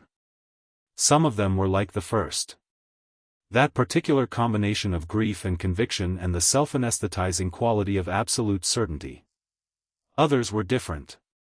3 years in, 4 years in, the grief was quieter and something else was louder, the particular comfort of control, the relief of knowing the variables were managed, the slightly addictive quality of a man who had discovered that reality could be shaped to his requirements if he was skilled enough and determined enough and believed enough in the importance of the outcome. And underneath that, underneath the decades of accumulated justification, something that was genuinely, uncomplicatedly love. Not the whole love. Not uncomplicated love.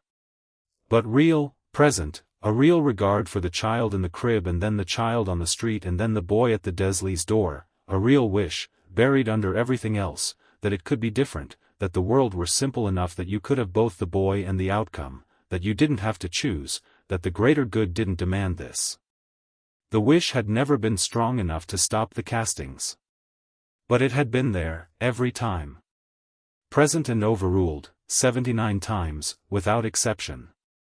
Harry came back to himself in the corridor with Hermione's hand warm on the stone beside him and Flitwick watching him from a careful distance. He was on the floor. He didn't remember sitting down. He was sitting against the wall with his knees up and his head back against the stone, and the hum of the castle was very strong here, very immediate, like something had its arms around him. He let it. He sat there for a moment. "Are you all right?" Hermione said. Quiet. No performance in it.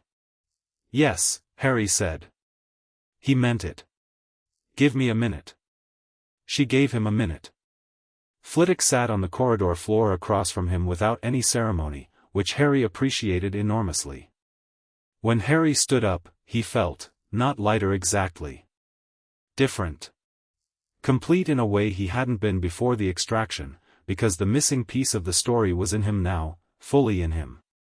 He knew what had been done to him and he knew why, and he knew what the why felt like from the inside of the person who had felt it, and none of it changed the facts and all of it changed his understanding. "He loved me," Harry said. Not wounded. Not bitter. Observational. "Yes," Flitwick said. And it made no difference. No, Flitwick said.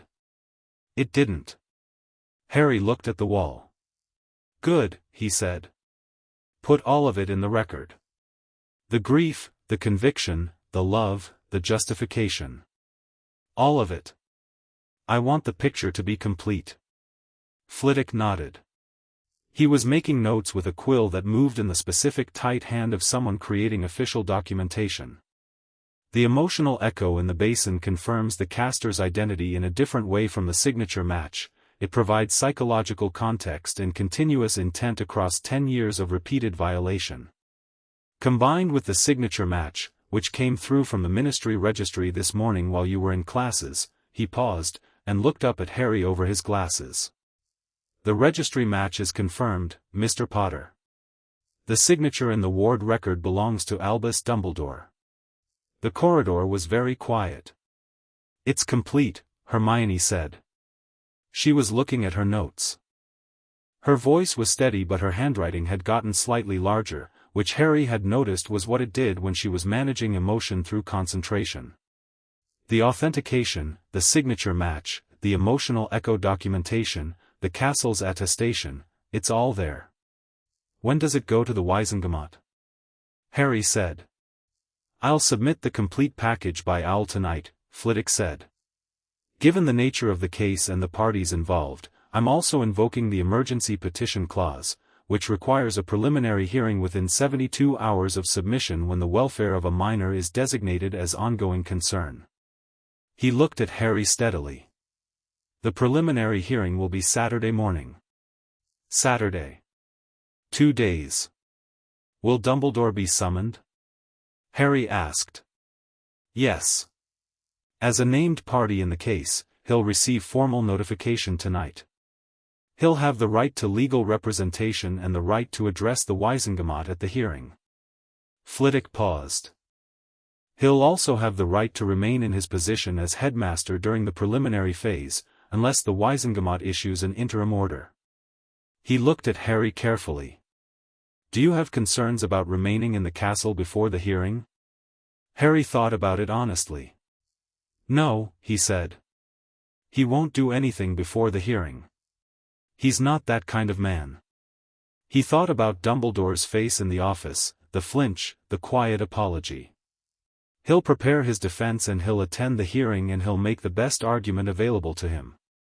That's who he is. Flitwick considered this. You may be right. He began packing his instruments.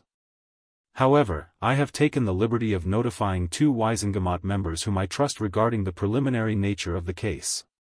Not the details, those are under submission seal, but enough that there are people who will be paying attention to this castle between now and Saturday. Harry looked at him. Thank you. Flitwick clasped his case shut. Mr. Potter, he said, standing, I have been a teacher for 40 years and I have, in that time, seen students do remarkable things. Difficult things. What you have done this week, he stopped. Started again. You walked through that door on Monday evening without a full mind and by Wednesday night you had built a legal case with enough weight to change the course of this institution's history. You did it clearly, carefully, without cruelty, and without losing yourself in the process. He looked at Harry directly. I want you to know that I consider it a privilege to have been asked to help. Harry held his gaze. The castle did most of it, he said. The castle gave you the tools, Flitwick said. You decided what to build. He walked away down the corridor with his case, his footsteps precise and even, and the sound of them faded around the corner.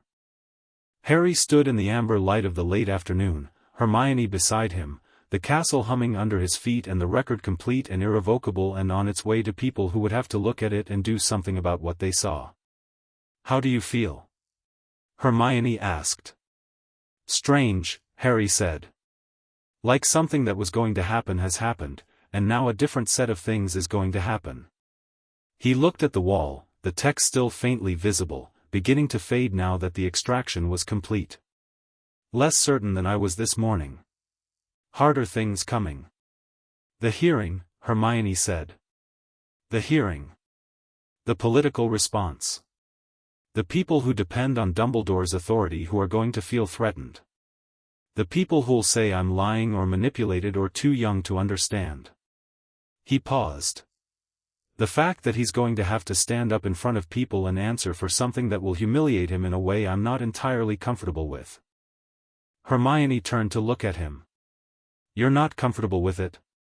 I know it's necessary, Harry said. And I'm not going to stop it. But knowing it's necessary doesn't mean it's pleasant to watch someone be held accountable.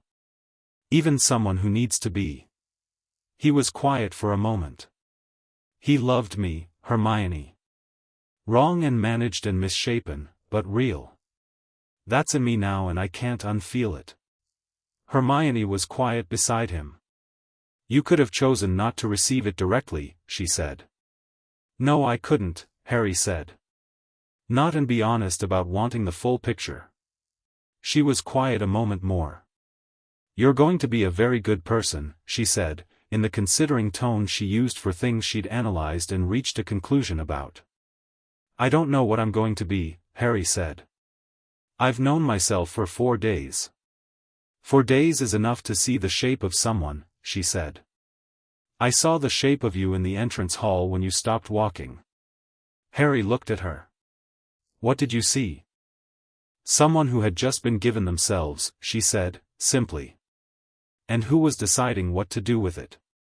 They stood in the corridor as the light shifted from amber to gray, the sun finishing its descent behind the western hills, the castle settling into evening around them.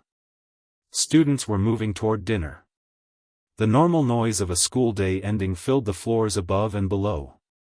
Somewhere distantly, someone was playing the piano in a practice room, something classical, something with more feeling than technique. Harry put his hand against the wall one more time. The hum came up to meet him, warm and strong and steady, and with it something new, different in quality from anything the castle had communicated before. Not attending now, not waiting or witnessing. Something more active. Something that felt, as close as ancient stone could feel anything, like pride. Okay, Harry said, quietly. Okay. I know. He took his hand away and they went to dinner. At the high table, Dumbledore was not present. His chair was empty, his plate unset.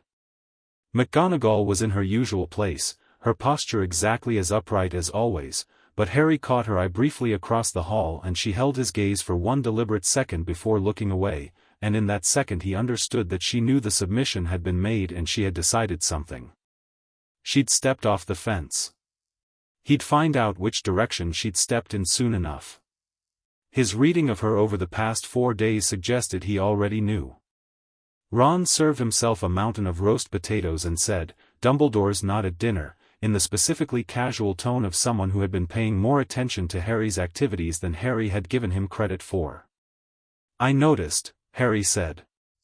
"Anything to do with why Flitwick looked like he was on a mission all day?" Harry looked at him. Ron met his eyes with the straightforward directness that was, Harry had decided, one of the most genuinely good things about him: no performance, no calculation, just a person asking a direct question and willing to receive a direct answer. "Yes," Harry said. "Saturday. I promised you everything and you'll get everything. Saturday." Ron nodded. Then he passed Harry the potatoes. Neville was looking at his food with a preoccupied expression that was slightly different from his usual quiet. Harry had learned to distinguish them. He waited until there was a natural gap in the general table noise. "What?" he said to Neville. Neville looked up. "Gran is coming," he said. "She sends a letter every week, I got it today. She's coming to Parents' Weekend at the end of the month and she wants to see my class records." He was managing his expression carefully. "She already knows I'm in Gryffindor, which she thinks is, she's pleased about that. But she's going to want," he stopped. "To know you're becoming what she wants you to become," Harry said. "Yes. And instead you're becoming yourself." "I don't know if I am," Neville said, quietly. "I don't know what that looks like yet." Harry looked at him. He thought about the greenhouse and the cactus on the windowsill and the feather hitting the ceiling and the sorting that had taken 2 minutes because there were 2 right answers, and he thought about the specific, irreplaceable quality of a person who chooses bravery while terrified, who keeps choosing it quietly, without audience, without anyone telling them they're doing the right thing. "You're doing it right now," Harry said. "Being yourself isn't something you arrive at. It's what you're doing when you're trying to figure it out." Neville looked at him. Something settled in his face, not resolution exactly, but the beginning of one. "Was that from a book?" he said. Harry almost laughed. "No. It sounded like it could be from a book." "It sounds like that because it's true," Harry said. "True things do that sometimes." Neville looked like he wanted to argue with this and couldn't find the ground to argue from, which Harry suspected meant it had landed somewhere useful. He went back to his food. Across the room, the Slytherin table. Draco Malfoy, surrounded by his housemates, performing the role his father had written for him, easy confidence, casual authority, the practiced ease of someone who has been playing a part so long they've forgotten what they look like from outside it. And then, briefly, his eyes coming to the Gryffindor table and finding Harry, and something in his expression for that half-second that was less performed than everything else. Something that was just a boy, 11 years old, sitting somewhere the script said he belonged, wondering if the script was right. Harry nodded at him. Once. Straightforward. Draco looked away. But the set of his shoulders changed slightly, a microscopic relaxation, and Harry thought, not yet, maybe not soon, but something was moving there, slowly, the way things move when the ground underneath them has started to shift. Dinner wound down. The hall began to empty. Harry stayed seated as students filed out around him, and Hermione across the hall was talking to a Ravenclaw boy who was gesturing enthusiastically about something, and Ron was arguing with George about something Quidditch-related that appeared to be deeply personal, and Neville was writing a reply to his grandmother with the careful penmanship of someone who had decided what to say and was saying it precisely. Harry sat in the warm noise of it and felt the castle breathe beneath him and thought about Saturday. The Wisengamot. The hearing. The record, complete and irrevocable, built by a 1-year-old child's magic in a 1,000-year-old castle and a charms professor with a worn leather case and a girl who hadn't slept properly in 4 days because she was busy being right about everything. He thought about Dumbledore in his circular office, preparing. Writing something, probably. Consulting with people. Making arguments to himself and others about why what he had done was defensible. And underneath all of that, Harry had felt it, directly, in the echo, he knew it was true, the grief and the love and the terrible wish that it could have been different. He would not let that make him softer about what needed to happen. He would let it make him more precise. There was a difference and the difference mattered. He pushed back from the table and went to find Professor McGonagall. She was in her office off the Transfiguration corridor, which was warmer and more personal than her classroom, a fire, a cat sleeping on the desk that was probably not just a cat, bookcases that included a small personal section with worn spines that suggested they'd been read rather than displayed. She looked up when he came in, and she had the slightly settled quality of a woman who had already made her decision and was at peace with it. "Sit down, Mr. Potter," she said. He sat. "The formal authentication has been submitted," she said. It wasn't a question. "This evening," Harry said. She nodded. She looked at him for a moment, and then she said, with the specific precision of a woman who means every word, "I will be testifying at the preliminary hearing on Saturday." Harry held her gaze. As a witness to behavioral changes consistent with the removal of sustained compulsion charms, she continued, and as Gryffindor head of house with professional observations regarding your engagement, capability, and conduct since Monday evening. She paused. "I can also testify to observations I have made over 11 years regarding the management of your situation, beginning with the night of November 1, 1981, when I sat on a cold wall in Surrey and watched Albus leave a 1-year-old child on a doorstep with a note, and said nothing." Harry looked at her. He had not known she was there. He had not known anyone else had been there. He thought about a woman sitting on a wall in the dark, watching something happen and saying nothing, and living with that for 11 years. "You're not saying nothing anymore," he said. "No," she said. "I'm not." Her voice was entirely level. Her eyes were very bright. "I should have said something that night. I knew it was wrong. I told him so." He explained his reasons and she stopped. Collected herself with the efficiency of long practice. "I deferred to his judgment because I had always deferred to his judgment. Because he is brilliant and I trusted him, and because the alternative was too large to look at directly." "The alternative was that he was wrong," Harry said. "Yes," she said. "And if he was wrong about that," she stopped again.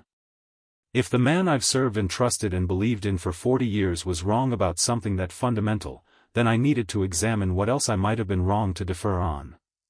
And that examination is," she looked at the fire for a moment. "It is uncomfortable. It is ongoing. But I am no longer willing to protect myself from it at someone else's expense." Harry said nothing for a moment. Then, "Thank you, Professor." She looked at him, and for a brief moment the professional control was entirely absent, and she was just a woman looking at a boy and feeling the full weight of what 11 years of silence had cost him. "Thank you, Mr. Potter," she said. "For not asking me to be something I wasn't ready to be until I was ready." Harry stood. "Saturday," he said. "Saturday," she confirmed. He walked back to Gryffindor Tower through corridors that were full of evening light and quiet movement, and the castle hummed under every step, low and constant and satisfied, like something very old that had done exactly what it was built to do, and was now watching the consequences unfold with the patient certainty of something that had always known they would. Chapter 6, What Remains. Saturday arrived with frost. Harry woke to white window glass and the particular silence of a castle that was still mostly asleep, and lay still for a long moment doing the morning inventory the way he always did now, not the survival inventory of Privet Drive, not the threat assessment of a child who needed to know what kind of morning it was going to be before he committed to getting out of bed. This was something different. An accounting. A check of the landscape of himself. What he found was this: settled. Not calm exactly. Not the compelled flatness that had passed for calm for 10 years, the emotional dampeners keeping everything at a manageable distance. Something with more texture than that. Something that knew today was going to be hard and had made room for the hardness rather than flattening it. He dressed in the dark and went downstairs alone. The common room was empty. The fire had burned down to orange coals. Outside the tower windows, the grounds were white with the first frost of September, the lake iron dark between pale banks, the forest black at the edges of the world. Harry sat in the window seat he'd claimed on Monday night, 5 days ago, which felt like 5 months, and watched the frost and thought about what he needed to be today. Not afraid. He wasn't afraid. Not cold. The emotional echo of Dumbledore's 79 castings was in him now, fully integrated, fully his, and what it had taught him was that certainty without warmth was its own kind of damage. He was going to be warm today. He was going to feel everything he felt and not apologize for the volume of it. Not righteous. The worst people in every story were the ones who had confused being right with being good. He was right. He was also going to behave well, because how you went about the right things mattered as much as the right things themselves. He thought about 79 compulsions and what their absence felt like, and decided that what their absence felt like was this: the freedom to be exactly as complicated as he actually was, in exactly the proportions he actually came in, without anyone's prior editing. It was uncomfortable sometimes. It was also the only version of himself worth being. He heard the portrait hole open behind him. Turned. Hermione. Of course, Hermione. She was dressed, hair slightly wild because she'd been in too much of a hurry to fully address it, carrying her notebook and 2 cups of tea, one of which she set on the window seat beside him without asking. She sat in the armchair across from him, pulled her knees up, and opened the notebook. They sat in the quiet together for a moment. "Ready?" she said, eventually. "Yes," Harry said. "Walk me through the order of proceedings." She walked him through it. Preliminary hearing, Wisengamot's Great Hall at the Ministry, 9 o'clock. Flitwick presenting the authenticated documents. The castle's attestation read into the record. The signature match confirmed by the Ministry registry official. The emotional echo documentation presented. Then witness testimony, McGonagall, and Harry himself if the Wisengamot required it, which Hermione thought they would. Then the named party given opportunity to respond. Then the Wisengamot's preliminary determination. "What are the possible outcomes?" Harry said. 3. She had her pencil out, which meant she was about to be precise. First outcome, most favorable. The Wisengamot issues an immediate interim suspension of Dumbledore's authority as headmaster pending full investigation, appoints a temporary guardian for you with full legal standing, and schedules a full hearing within 30 days. She paused. Second outcome, moderate. They accept the evidence as sufficient for full investigation but defer the suspension and guardian appointment pending further review. Politically safer for them, practically less protective of you. Third outcome? Harry said. Hermione held his gaze. They challenge the admissibility of the ward record as primary evidence, argue that the founder's encoding constitutes an outdated legal framework with questionable current standing, and defer everything pending a review of admissibility itself. She paused. This would be the outcome if the political pressure around Dumbledore's support base is strong enough to override the legal obligation. Who on the Wisengamot owes him? I've been trying to work that out. She consulted her notes. Approximately 60% of current members were appointed or effectively endorsed by Dumbledore in some capacity over his decades as Chief Warlock. Several of them are personally close to him. A handful are intelligent enough to understand that the optics of protecting him will be catastrophic if this becomes public, which is a lever in our favor. Sirius Black was cleared last year and is currently a Wisengamot member after the exoneration proceedings. He would have no reason to support Dumbledore given what Dumbledore did with the circumstances of his imprisonment. And Augusta Longbottom, Harry sat up slightly. Neville's grandmother. Is a member, Hermione said. Has been for 20 years. She is not in Dumbledore's support base. She looked at Harry. The swing votes are the ones who respect the legal process more than the political comfort. Flitwick believes there are enough of them. He's been counting, Harry said. He's been making calls since Wednesday, Hermione said. Quietly. Within the bounds of what the submission seal allows. She looked at him with an expression that was warm and slightly complicated. He's been fighting for this since he opened that notebook in the library on Tuesday morning. He's not going to stop. Harry looked out at the frost-white grounds. In the growing light, the lake was beginning to pick up color, dark blue rather than black, and the forest edge was resolving from a solid mass into individual trees. He thought about Flitwick, 40 years on the Wisengamot, swearing something after the Death Eater trials about what he'd do if he saw the same mechanism operating again. We're going to be all right, Harry said. Not a reassurance. A conclusion. Yes, Hermione said, with the specific confidence of someone whose conclusions had been consistently well-founded. We are. They travelled to London at 8 o'clock by Ministry Portkey, arranged by Flitwick, from a small stone courtyard Harry hadn't known about that existed on the castle's east side, below the astronomy tower. McGonagall was there when they arrived, wearing formal tartan robes and the expression of someone who had made a decision and was inhabiting the consequences with complete commitment. Flitwick had his leather case. Harry wore his school robes because they were his best robes and because wearing them felt appropriate. He was a student at Hogwarts, and the institution's protections were part of what had made this possible. The portkey was a length of iron chain that felt like nothing for one nauseating second and then deposited them in a ministry atrium that was large and cold and busy for a Saturday morning. Witches and wizards in formal robes moved with purpose.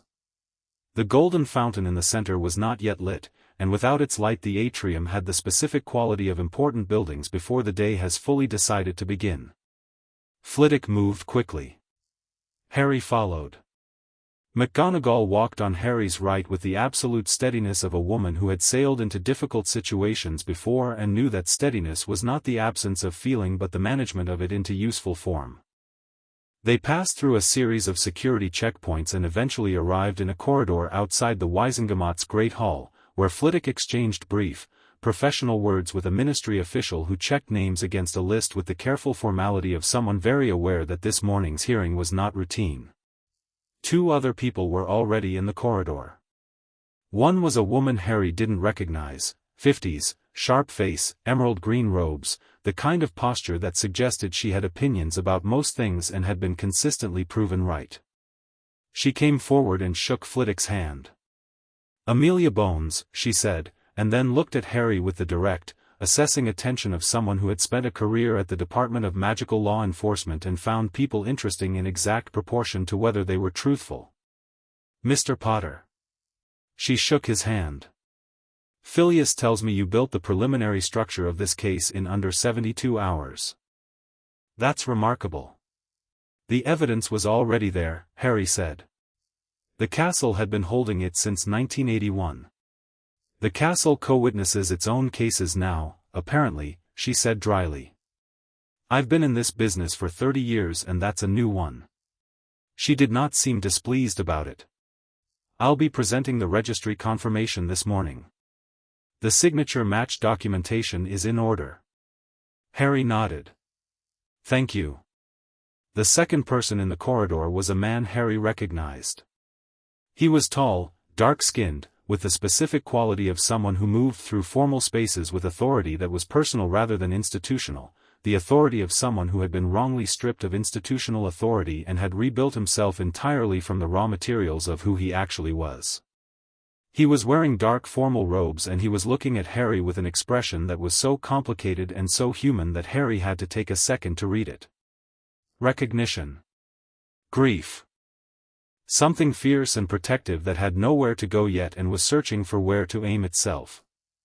"You're Sirius Black," Harry said. "I am," the man said. His voice was slightly rougher than Harry had expected, the quality of someone who had been in difficult circumstances long enough to leave a mark. He'd been exonerated the previous year, Hermione had said. 12 years in Azkaban for a crime he didn't commit. He looked like the 12 years were still with him but were no longer in front. "And you're James's son." "I'm James and Lily's son," Harry said. Sirius Black looked at him for a moment. Something in his expression broke slightly, the way ice breaks when the temperature shifts, not catastrophically, just at the seams, and then recovered. "Right," he said. "Yes. You are." He took a breath. "Flitwick wrote to me." "About what was in the record?" His jaw tightened. "About what was done to you." "I know," Harry said. "He told me he'd reached out." "I was your godfather," Sirius said.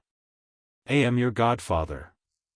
James made me your godfather and when he stopped. 12 years ago, when I was taken away, Dumbledore facilitated the arrangement that put you with Petunia.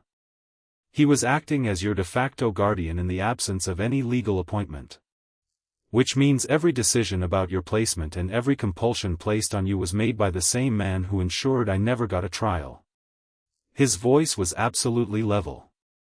"I've been on the Wisengamot for 8 months. I've spent most of it learning how to be a person again. But I am here today and I will be in that room and when they ask for my vote I will give it." Harry looked at his godfather. The word was new in his mind, live and warm and strange, and thought about what Dumbledore's management of Harry's world had also meant for this man. The scope of the control widened outward, the way damage does, the way decisions made about one person ricochet into the lives of everyone around them. "I'd like to talk to you," Harry said. "After. When there's time." Sirius looked at him, and the fierce protective quality found somewhere to aim itself. "Yes," he said. "I'd like that too." The Wisengamot's Great Hall was tiered, semicircular, built in the way spaces are built when they want to make power visible in architecture.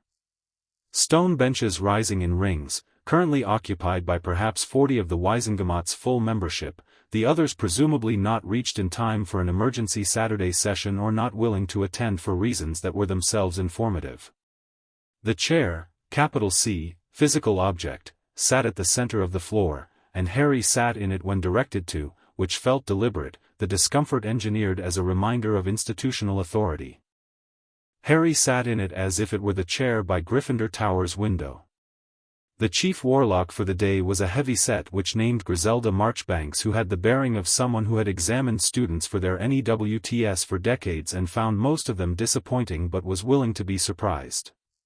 She opened proceedings with the formal language of the Waisengemot record, case number, parties involved, nature of the preliminary hearing, and the stenographer's quill moved across its own parchment and the record began. Flitwick presented the authenticated documents. He did it with the precise efficiency of a man who had practiced this hundreds of times and was not nervous but was very serious, and the delivery was impeccable, the ward record, the founder encoding, the authentication methodology, the castle's attestation read aloud in the old formal phrasing of an entity exercising its charter standing. Several Waisengemot members shifted when the castle's attestation was read. Some of them had the expression of people encountering something they hadn't thought was still possible. Amelia Bones presented the signature match. She was brief and clear, the way people are clear when the evidence is unambiguous and they know it. The emotional echo documentation was read by Flitwick. Not experienced by the chamber, that would require consent from every member and wasn't procedurally straightforward, but documented in summary, the emotional profile of the caster across all 79 castings, the progression from acute grief and conviction through comfort and control through the quiet, persistent wish that it had been possible to do otherwise. Flitwick read it in a steady voice and the chamber was completely silent throughout. Then McGonagall testified. She sat in the chair after Harry had vacated it and she spoke for 11 minutes without notes. She described Monday evening in the entrance hall and the change she had observed. She described 37 years of professional experience that gave her a baseline for evaluating student behavior, and what it meant that Harry's behavior had changed as dramatically as it had in the period of a threshold crossing. She described the professional and personal obligations that had led her to remain silent for 11 years about concerns she had held since November 1981, and her decision to no longer remain silent, and she said every word of this with the exact precision and accountability of a woman who understood that acknowledging her own failure was part of making the testimony credible. It was the bravest thing Harry had seen in 5 days, and he'd seen quite a lot. When she finished, a Waisengemot member in the upper tier, a man with the heavy institutional bearing of someone who had benefited considerably from Dumbledore's endorsement, said, "Professor McGonagall, you are testifying against the headmaster of the school where you have served for nearly 4 decades. You're asking this chamber to credit observations you acknowledge having withheld for 11 years. Can you account for why we should treat this as credible rather than motivated?" McGonagall looked at him. "Because I am not asking you to take my word for it," she said. "I am providing corroborating witness testimony for a case that is already legally supported by primary ward documentation, a confirmed magical signature match, and the formal attestation of the castle itself. My testimony corroborates what the evidence already shows. What I ask you to evaluate is not my character but whether my observations fit the established record." "They do." The man sat back. He did not ask another question. Harry was called to testify. He sat in the chair again and answered questions directly and without performance for 22 minutes. He described what had happened in the entrance hall. He described the wall text and his initial translation process. He described the conversation with Flitwick, the decision to pursue formal authentication, and the conversation in Dumbledore's office on Wednesday evening. This last drew considerable attention from the chamber, several members leaning forward, quills moving. "You met with Professor Dumbledore privately this week?" Marchbanks said. "Wednesday evening. He left a note on my pillow requesting a meeting." "And in that meeting?" "He acknowledged that the compulsions were placed. He described the reasons he believed they were necessary. He did not attempt to deny it. The chamber was very quiet. He told you directly that he had placed compulsion charms on you, Marchbanks said. He told me that what was placed on me were compulsions, and that the reason was his belief that I needed to be managed in a specific way for a specific purpose. He used the word necessary. Harry paused. He also told me he was sorry for what he had actually done, as distinct from what he had intended. I believe him on that. It doesn't change the legal dimension. A different member, Augusta Longbottom, upright and sharp-faced and attending to Harry with a quality of focus that he suspected was partly about her grandson, said, "Mr. Potter, you are 11 years old and you have navigated a process that most trained adults would have struggled to manage. Is there any possibility that you have been advised or directed in this process by parties with an interest in damaging Professor Dumbledore's reputation?" Harry looked at her. "No. Hermione Granger helped me translate archaic script because she's the most capable person in first year and I asked for help with something I couldn't do alone. Professor Flitwick agreed to authenticate the record because it was his legal and professional obligation to do so when presented with the evidence. Professor McGonagall testified because she witnessed what happened and has a professional and personal obligation to tell the truth." He paused. No one in this chain had a personal agenda against Dumbledore. 2 of the 3 people I just named have spent their careers in professional loyalty to him. They're here because the evidence is what it is and they're honest enough to say so. Augusta Longbottom looked at him for a moment. "Your clarity of reasoning is notable," she said. "I had cognitive limiters removed on Monday," Harry said. "This is what I'm like without them." A beat of silence. Then Longbottom looked at Marchbanks and something passed between them in the way things pass between people who have been in the same rooms making decisions for a long time. Albus Dumbledore entered the chamber from a side door at 11:15. He was in deep blue formal robes and he had the bearing of a man who had slept badly and had decided to carry his sleeplessness with dignity. His white beard was immaculate. His half-moon glasses caught the light. He walked to the designated chair with the measured pace of a man who knew every eye in the room was on him and was not going to let the knowledge accelerate his steps. He looked at Harry as he sat down. Harry looked back. There was nothing in Dumbledore's expression that was managed this time. This was the face of a man who had decided that in this room, on this day, the machinery of presentation could be set aside.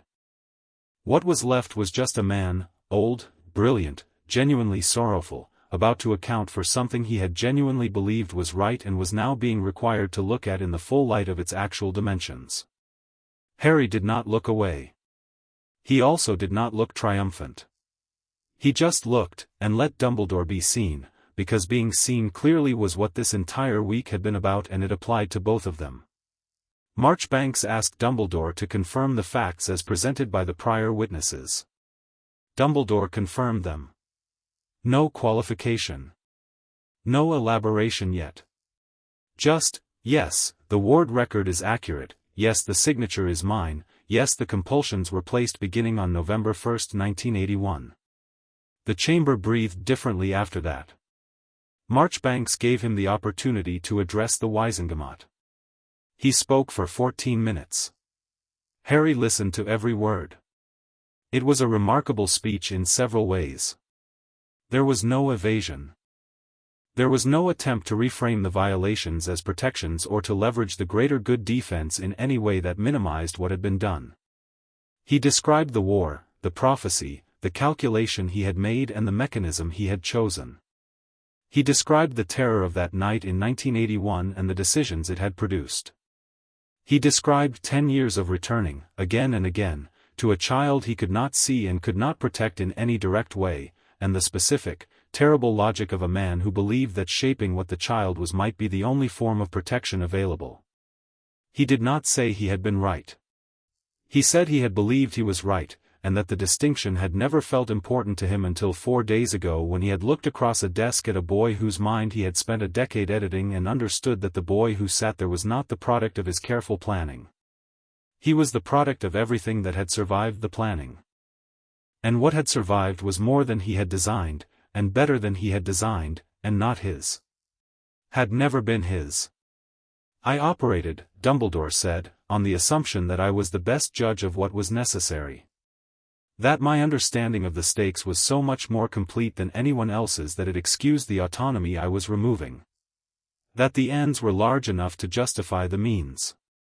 He looked at the chamber. This is not an unusual reasoning pattern in people who have held authority for a long time and have been consistently right about large things. It is also how people who are genuinely trying to do good end up doing genuine harm. I have spent this week understanding what I actually did, as distinct from what I believed I was doing, and I can tell you that the distance between those two things is not one I can defend. He paused. I do not ask for clemency. I ask that this chamber determine what is just, with the full awareness that the purpose of justice is not to punish but to correct and to ensure what happened cannot happen again. He sat back. The chamber was silent for a long moment. Then Sirius Black said, from his tier, without standing, in the clear carrying voice of a man who had been trained in magical chambers and knew how to use the acoustics, I sat in Azkaban for 12 years without a trial because the same judgment that decided Harry Potter needed managing also decided my guilt was self-evident. I would like the record to reflect the connection. Several heads turned. Several people looked uncomfortable.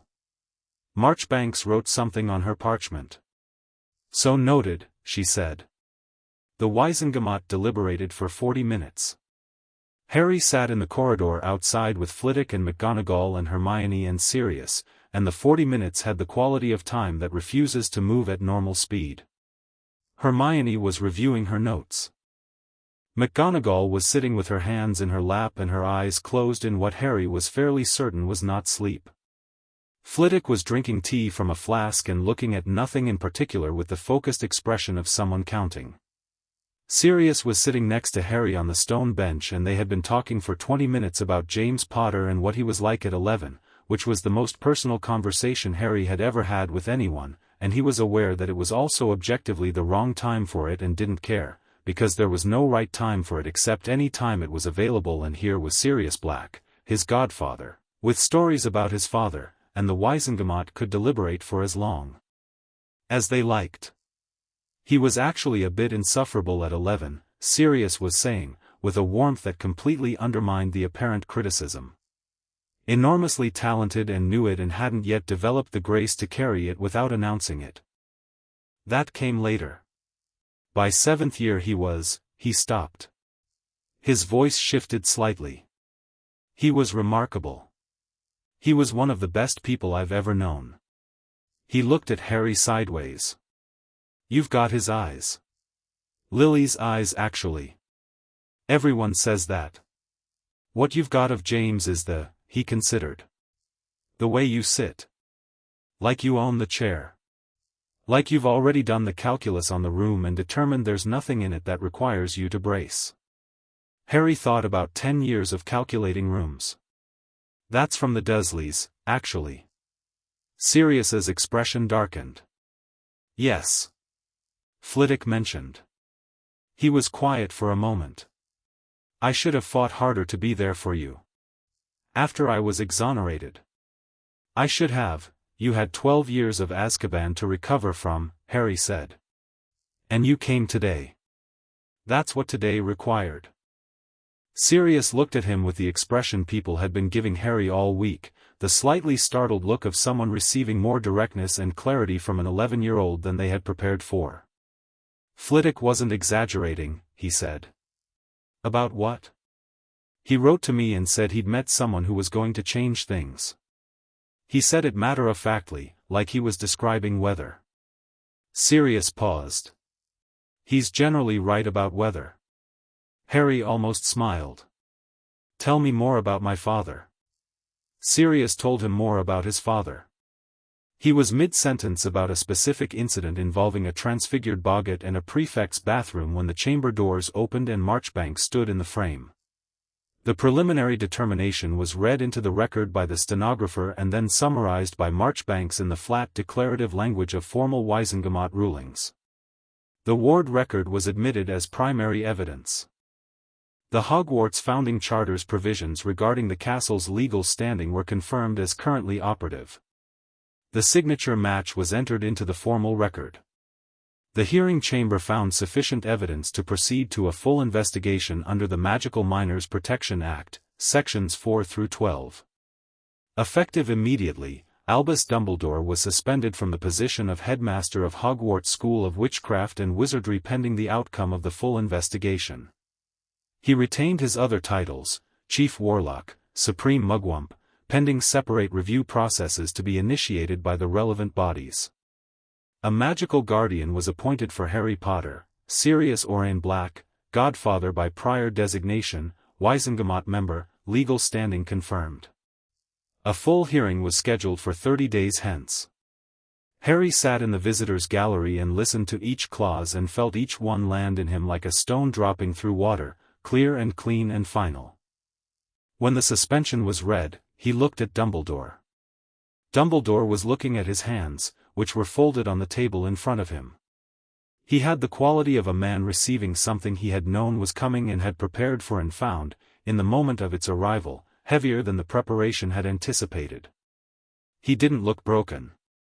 He looked like a man learning to hold something new, learning the weight of an accounting long deferred.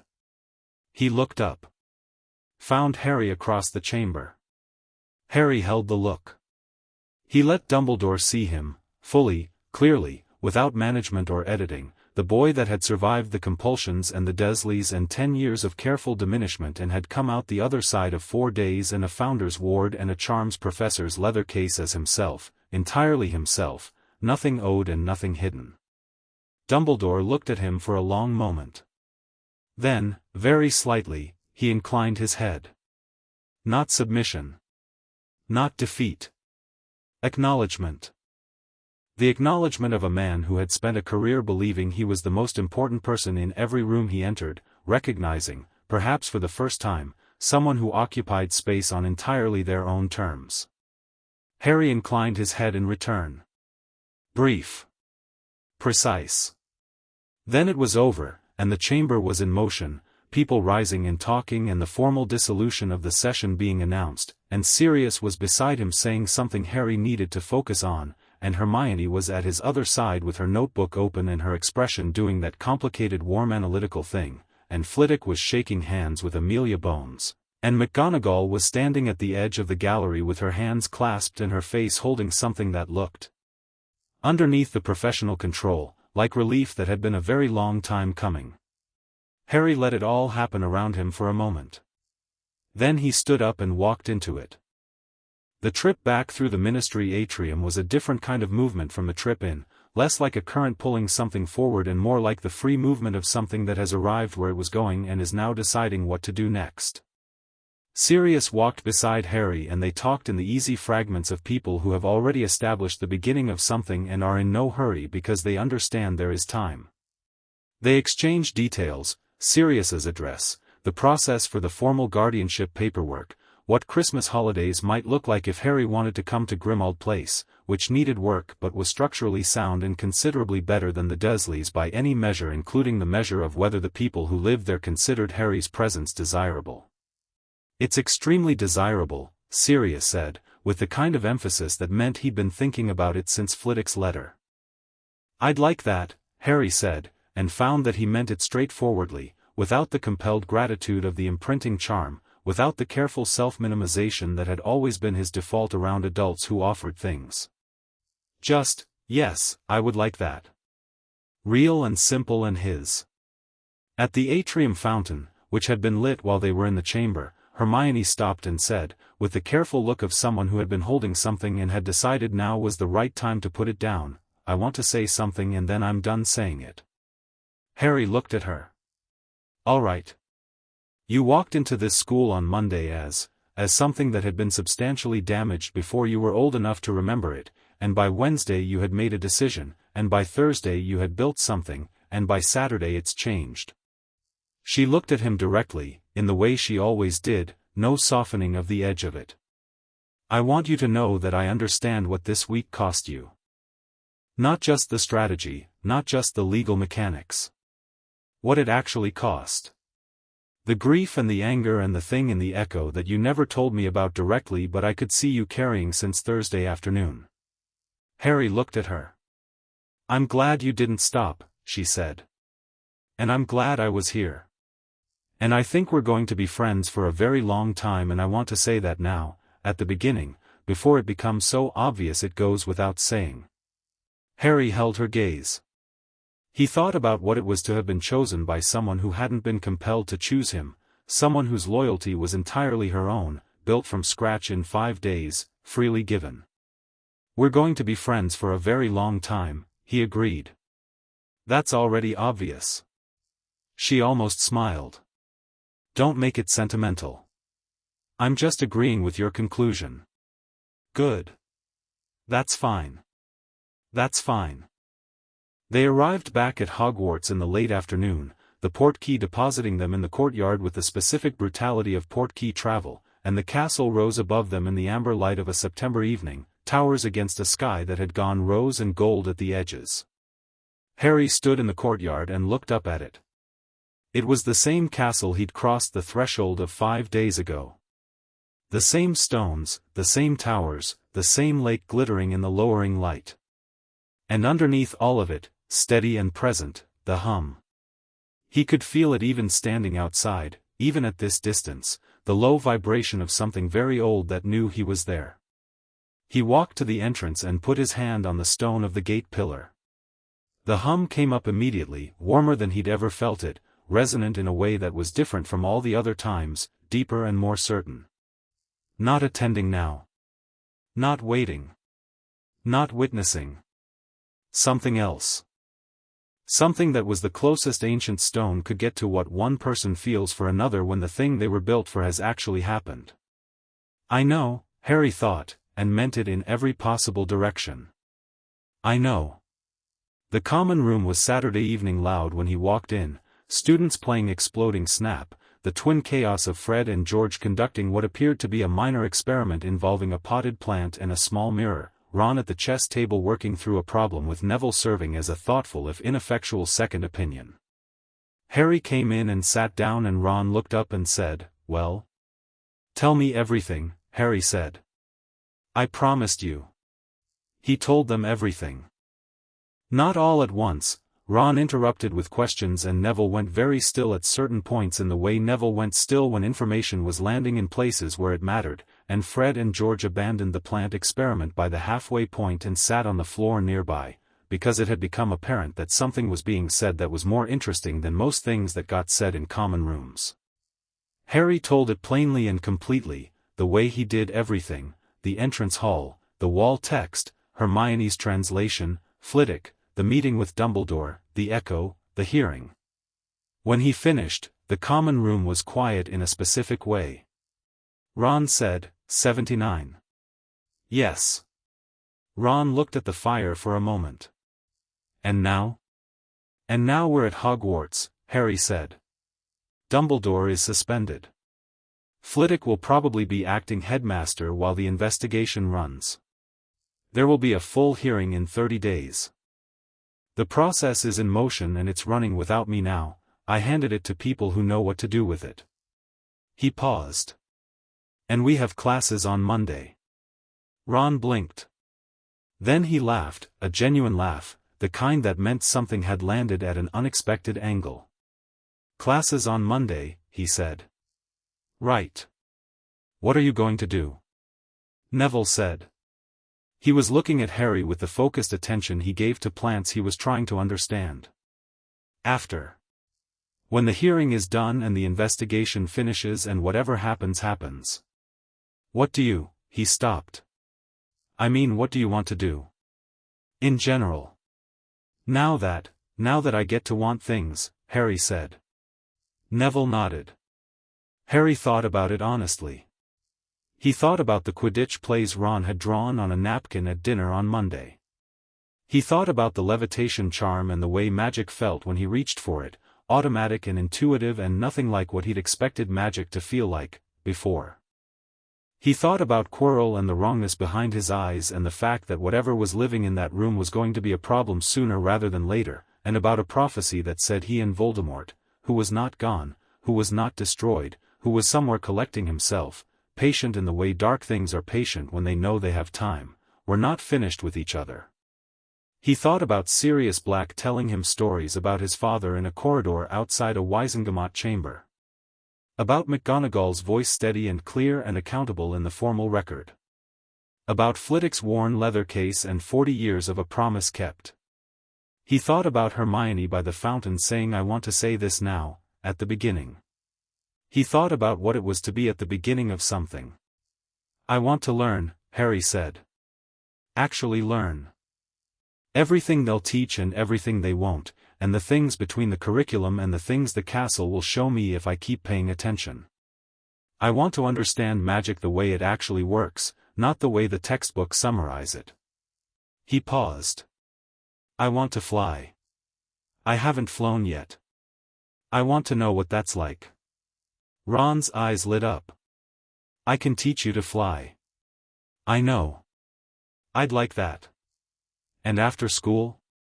Neville said. Harry looked at him. "I don't know yet," he said, and this was entirely true and entirely fine. "I've known myself for 5 days. I'm going to give myself some time before I commit to a trajectory."